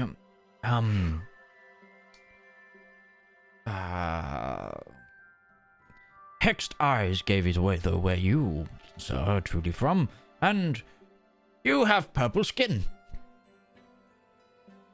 I could tell you're not Nardathelian.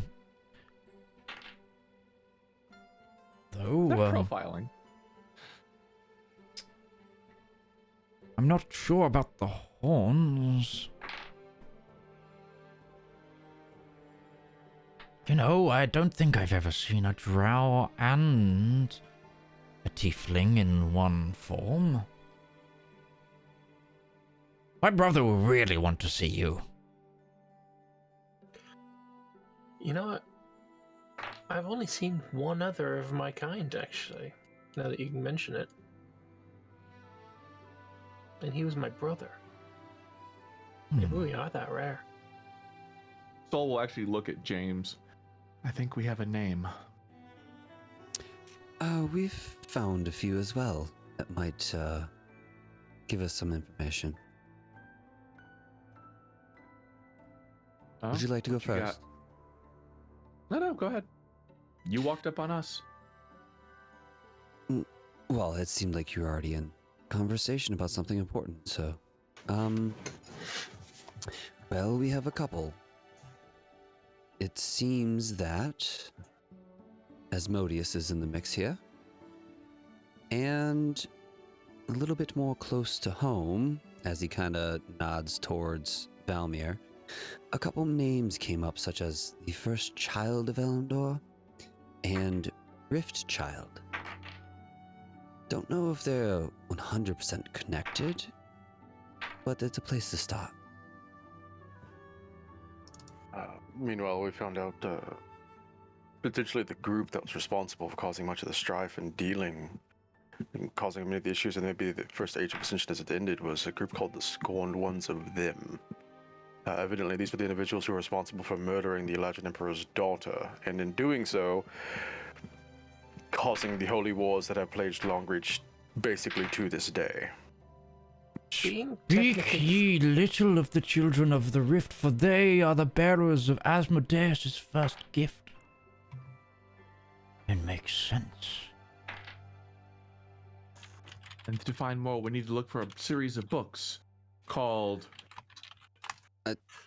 I'm gonna key into this guy. I'm gonna pay intent on this Minotaur now. Like, my attention's shifted while Soul talk. Can I roll The a Elendor history Chronicles check here? Because being from the Eladrin Empire, kind of technically, would I know anything about the what was it called? The Children of the Scorned? Scorned Ones of Them. Scorned Ones of Them. Yeah, give me a history check. That would be a natural 20 for a 24. Sure. The Scorned Ones of Them are often used in a lot of propaganda, as they are the first. They are the betrayers, or they are the ones who broke the uneasy peace all the way back when. And whenever the armies of the Eladrin go to war again, it's again to right the wrongs from those fake Scorned when we were like, so it's that kind of thing. So that name is like heavily floated because initially in disguise, some zealots that believed in the king that never was came to Eladrin the Immortal, feigning themselves as traders, and gave him and his family gifts. One of which being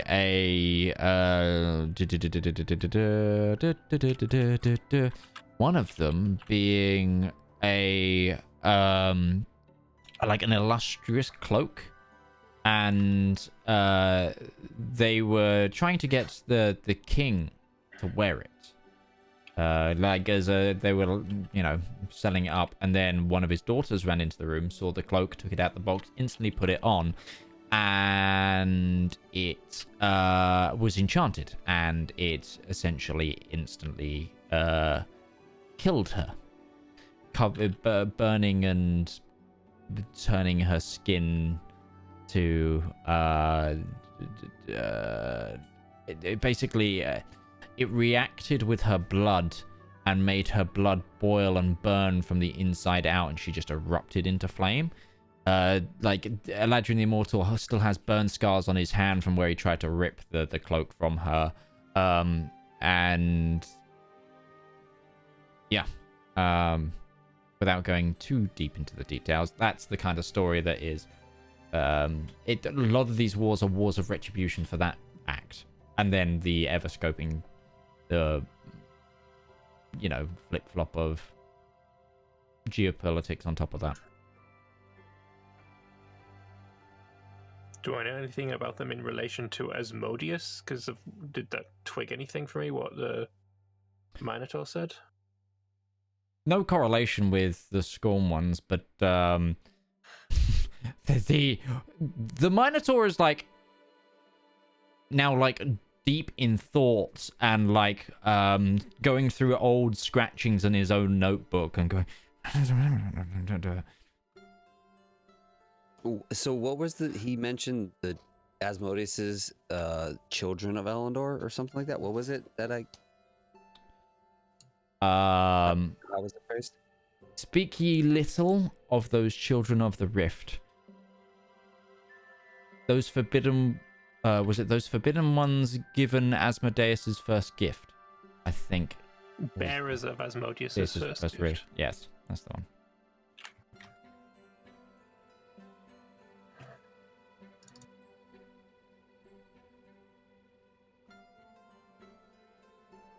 And he's now flipping through a notebook. And he's like muttering, if my brother was here, maybe I should go get him. It's like, just mumbling to himself now. Professor, were those lyrics? Yes, they were. Yes, of an old, it's an old Vienian chant, choral song from circa 200s, I think. Used to be one of those sort of rhymes you would teach children.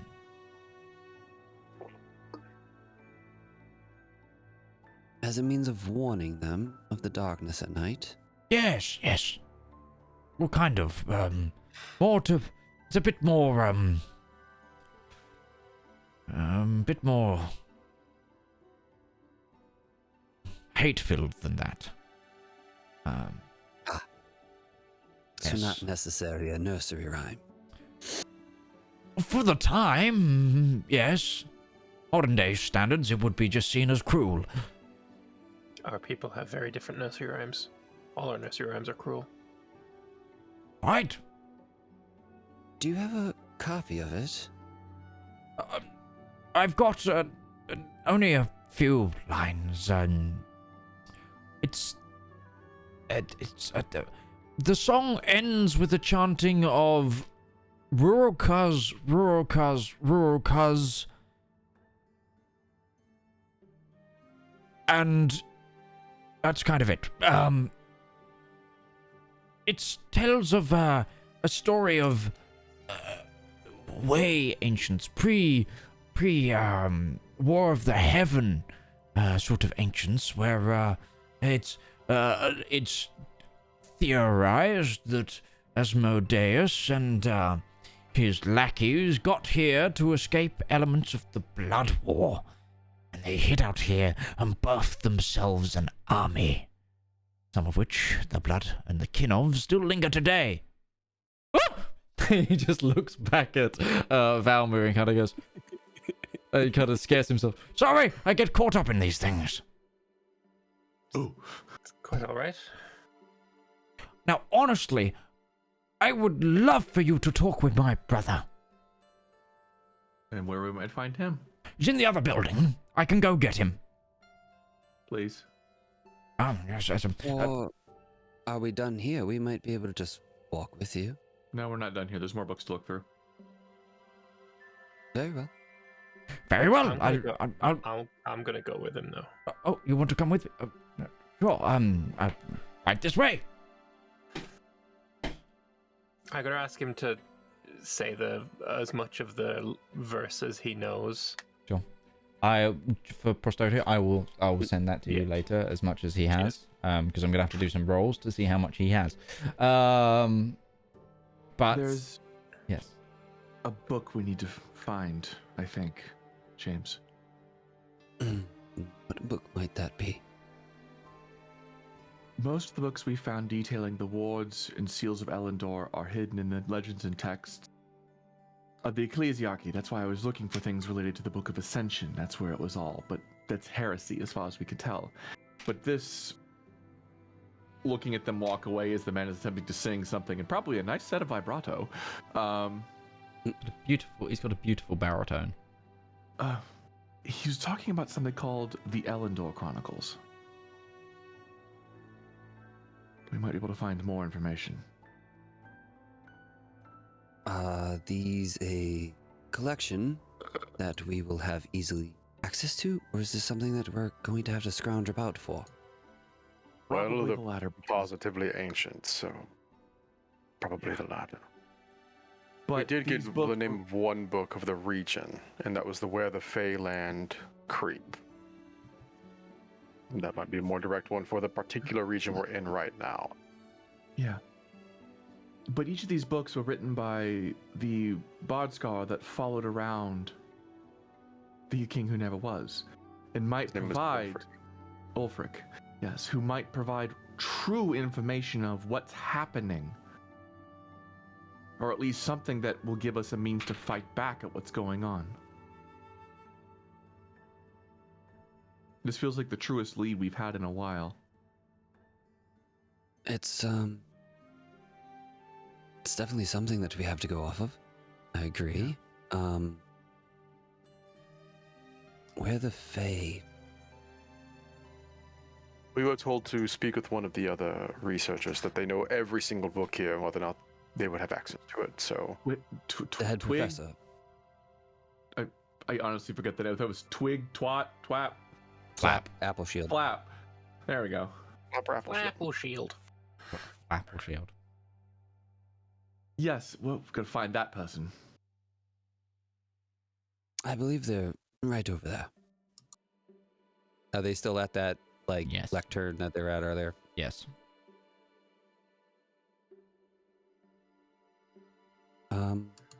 Shall we head over and ask where that might be?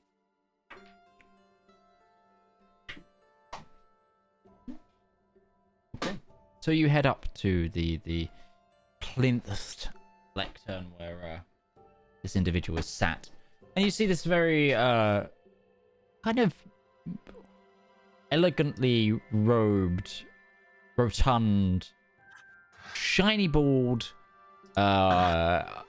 like halfling individual, who has like, I think they've got like a purple lipstick on. And they swing around on their seat when they hear you approaching. I'll come in halfling and say, excuse me, Professor. Do you have a moment of time to entertain some questions from some researchers from out of town? Why, yes, I do. How can I help you? Do you mind if we speak more less formally in common? That way my companions can join. All right. How you doing there? Well, this is Sol. This is the good Sir Breton, and I myself and James. We are pleased to meet you. Pleased to meet you as well. We're trying to find out some information about a certain book. We were told that you pretty much know every volume in this library. Breton, what was the name of that again? The collection was known as the Elendor Chronicles. The very specific book was Where the Phalanx Creep. Oh boy, you are some researchers. Okay. We, he kind of scoots his stool. I'm actually reading some of the transcripts from an earlier copy of that particular text right now.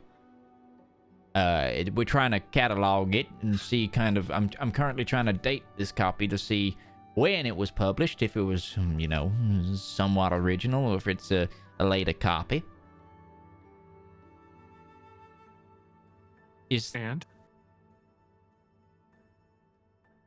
Well, I'm not done yet on how old it is, but if you have some questions, I've made my way most of the way through it.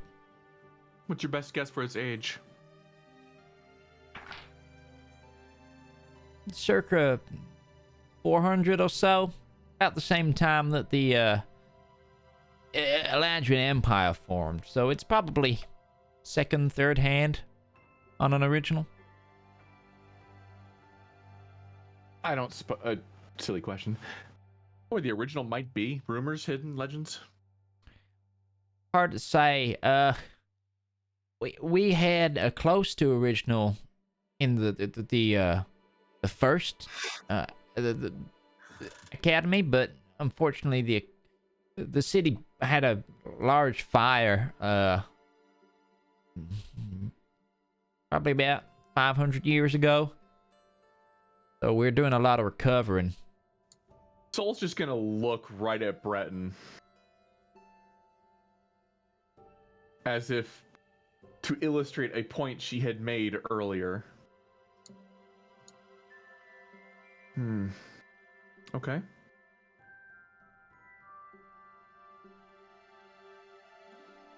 Did other major fires of academic archives happen around similar times? Well, I'm not from then, but Well, as people weren't as careful back in the day, and books tend to be pretty flammable. Yes. Destruction of knowledge and locations that might have access to that knowledge. The first holy wars over into Solorum from the east did a big number on some things. Yeah. Sorry, I gotta establish a question. We are in the capital right now, correct? That is where we went? Yes. You're in, Gundish. So we are in the archive. The archive was not burned down by the dragon attack. No. No, so you're not in Korzak anymore. No, we're not in Korzak anymore. I thought we were still in Korzak. You ain't in Korzak no more. Fair enough. Makes sense. We did, right. We moved on to the Gnomish lands. That's you're in my Gnome. brain. A lot of movement, a lot of transmission. All right. We didn't check when we were in... We didn't check when we were in Korzak. Didn't see much point in it at the time. There was a dragon attack on the main archive of their information, though. The greatest source of the knowledge that they may have. Now, it wasn't speculated whether or not the archive was actually attacked, but there was an archive there, and it may be a hunch. Compound is the biggest city in the Rien, if memory serves. Outside Is that also where the archive for there is located? Bigger than Seat. It's like New Is it York. bigger than Yeah, it's like New York compared to Washington, kind of idea. Okay. I don't remember there being an archive there, but we were occupied escorting our ward. We went, well, the party at the time, were you even looking for information? Was there a need to look for a library? No, we didn't even think about it. Is there an archive in Compound? Yeah, it's where the essentially the head mages guild of the Rienian Empire is. I need to learn teleport. Soon. Not on my The spell DM list. said nervously. Yeah, not on my spell list. No, on your spell list you get a teleportation circle at 5th. You have access to clerics, right? Yep. Yeah. Does cleric get that? Yep. No. Oh, Cleric it's is on. word of recall. Well, you get word of recall, but you get teleportation circle on a sorcerer. I think Yeah, but don't you have to? I have to know the circle to go anywhere. Yeah. Then you start buying chalk and circle locations. I have to be there for a year to do that. To make one, to make describe one. the sigil, you just need to know the circle Yeah, location. it's like you need the coordinates. Well, I'll add that to the list of spells I don't have. Yet. Oh, and I really annoyed Roach looking for teleportation circle coordinates in my campaign, my previous campaign. I'm just gonna completely make Zep's invention irrelevant. How? Teleportation. Well, yes, you've been trying to figure out just the age of the text, but we're actually curious about the context of the text as well. Well, I'm probably your best bet to talk to here. I'm always happy to theorize. Well, we're looking how it relates into potentially the Book of the Ascension, the ending of the Book of Ascension, and the Seals of Elendor. Well, this book kind of, for a lot or part, is kind of a more humorous text because Ulfric the Bard Scholar, for the entirety of it, was suffering real heavy with an affliction that made him poop a lot. It's kind of where the name of the Grand Duchy comes from. It's a big play on the whole fact that while he was in this region, he was constantly pooping. That is really shitty. But Couldn't resist. I'm sorry. having said that, Physically painful. it's also a real expose on the king that never was, as the Easterners call him, or in a lot of these texts, they're just known as them. And they're What was he called? them, THEM. His name. The scorned ones of them. Yeah, I caught that too. Okay. Did he have a real name, or was them his name? Like, what did they call him before he was the king? Well, that's kind of the thing. Bill. Ulfric was never like, it was never clear on a couple things under the request of them. One is like never portray their true identity, because their identity, if given, would allow them to rule this plane, and they didn't want that. It's because the power of a deity comes through worship and faith. Correct. And if there were to be a guardian to stop the others coming back, they couldn't take that mantle. They ascended, but only in part. But the real love that was in this text was, even while sickened and plagued by affliction as they traveled, they took in the wondrous beauty of an area first untouched by most of the war. You see, the forests around here are so ancient that during the War of the Heavens, they were a zone that was guarded. Back when the Eladrin the Immortal, as they now are, was a mere general, they the main phase civilization was cradled here. And before the two continents formed, this was part of a much larger like ancient forest civilization that stayed neutral for most of the conflict. So, and even though with the outcomes of everything, theologically and historically speaking, this place was always revered as a place of wonderment and difference for them. And they looked on it with a mighty respect.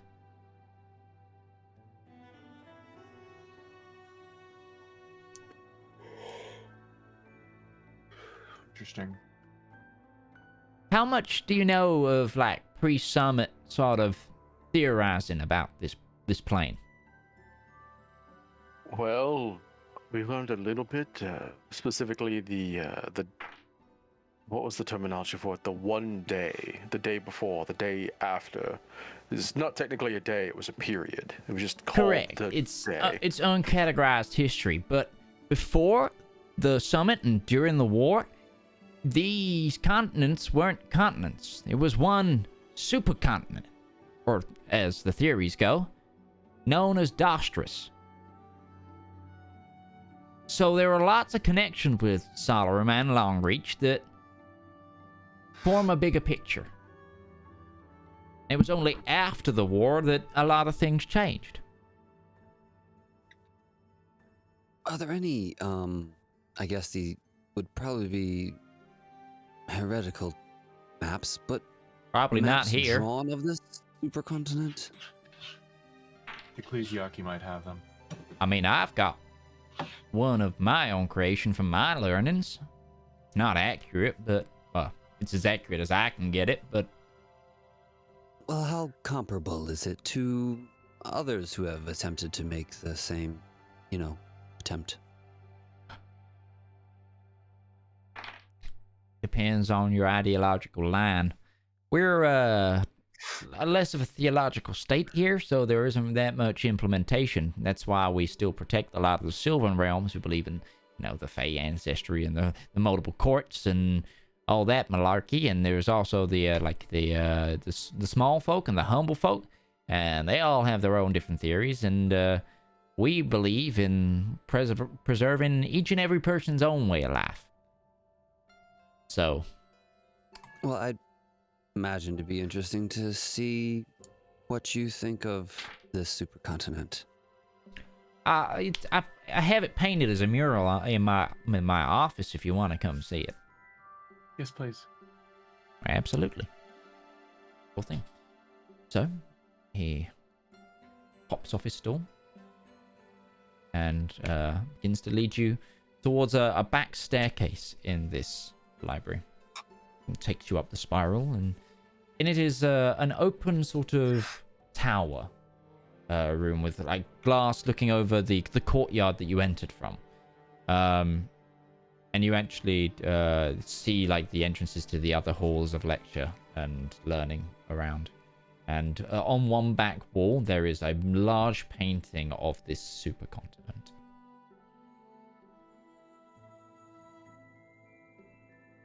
What are you looking for on said continent?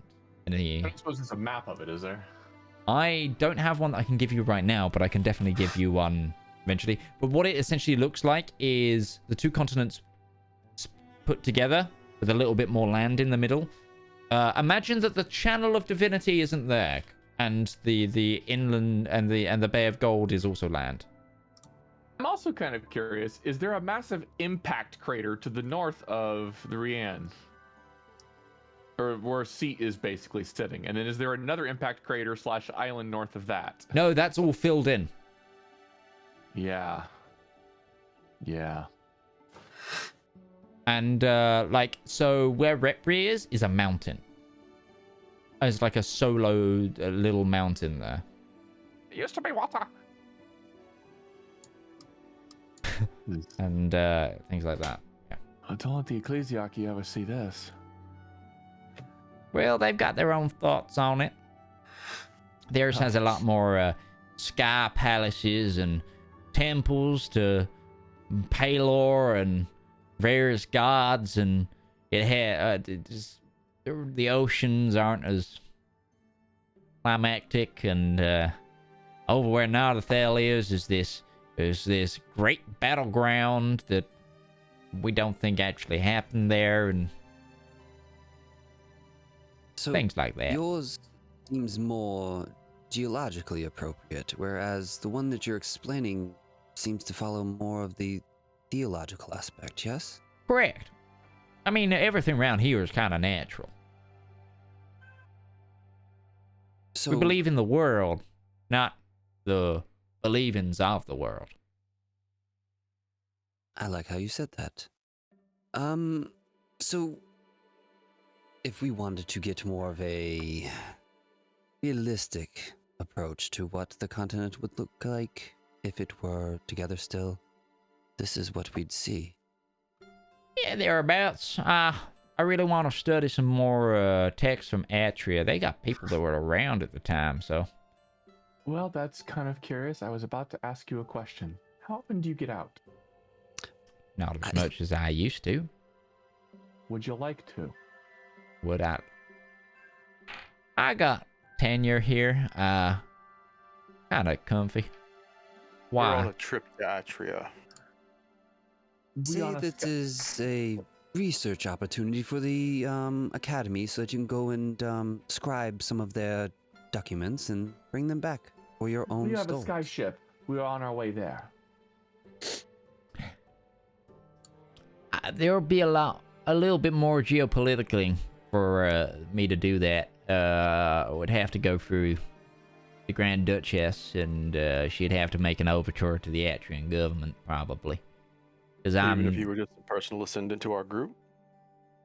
Problem is... Independently contracted, of course. Independently contracted is kind of... The problem is just like education here is kind of deemed part of governance. So and I've gone there before as part of diplomatic circles, so it's kind of it's a little bit muddy. But I could always join you there later, once I got all the paperwork sorted. I haven't been in 10, 15 years, but... One more question. The Elendor Chronicles, you have a wonderful knowledge about the books here. How much do you know about the tomes in that were both lost and kept? I'm not asking for the name of all of them. I'm just asking for one thing in particular. How much do you... what percentage would you consider your knowledge of them to be? Well, I mean, I've got a pretty good knowledge on some of the Solorum kind of geographically placed text. And a general overview. Maybe I've got a little bit better than some because I try to expand my theological reasoning by reading text from as many places as I can. I mean, this library unfortunately, we get most of our imports from in terms of when it comes from long reach from the Eladrin, because it's we have a mainly Elven-speaking population here, so we need to try and get cater into the audience. But I can theorize to the best of them. I'm quite regarded, I have to say. Then, with the knowledge that you know, and with what you have here, if it wouldn't be too much trouble, could you just tell us a little bit of what you know of the Elendor Chronicles, the different sagas that are obviously well known, or even not as well known or theorized about? And could you tell us where they're associated with and he'll just point towards the larger map in general. And if you don't know, is there a leading scholar on the topic that we could find? Well, I'm going to get you to write down that question, and I will answer it next week. Because I just looked at the time, and we're at the end of the episode. I was giving you the sign-off, Midge. That was the plan. I was giving you the sign-off, because that was the question I wanted to ask. Yeah, that's a very good question, and we'll write that down for next week. I just rolled a natural 20 for his answer on this. Oh, good. Because this is a good question. And he has a plus 11 to religion. So... Oh, look, the DM got a 31. I got a 31. So I can actually talk about stuff. If only Seth was here. We can. Our Flash of Genius is sitting on the ship. No, he's not. He's building cannons. And stressing out me for a different way. Anyway, without further ado, all we have left to do until next week is to sign off and say thank you to our players. I've been joined by the wonderful DM Lake, DM Opal, Kinda Odder, Lord Lambert, Commissar Roach, Mordred Viking, Ghibli Jam. I've been Midgeman, and this has been the Component Cast with the Elendor Chronicles Season 3. Big old lore dump today. Join us tomorrow for some more of Zweihander, the Great Schism. And we'll see you around next time. Bye-bye, friends. Toodles.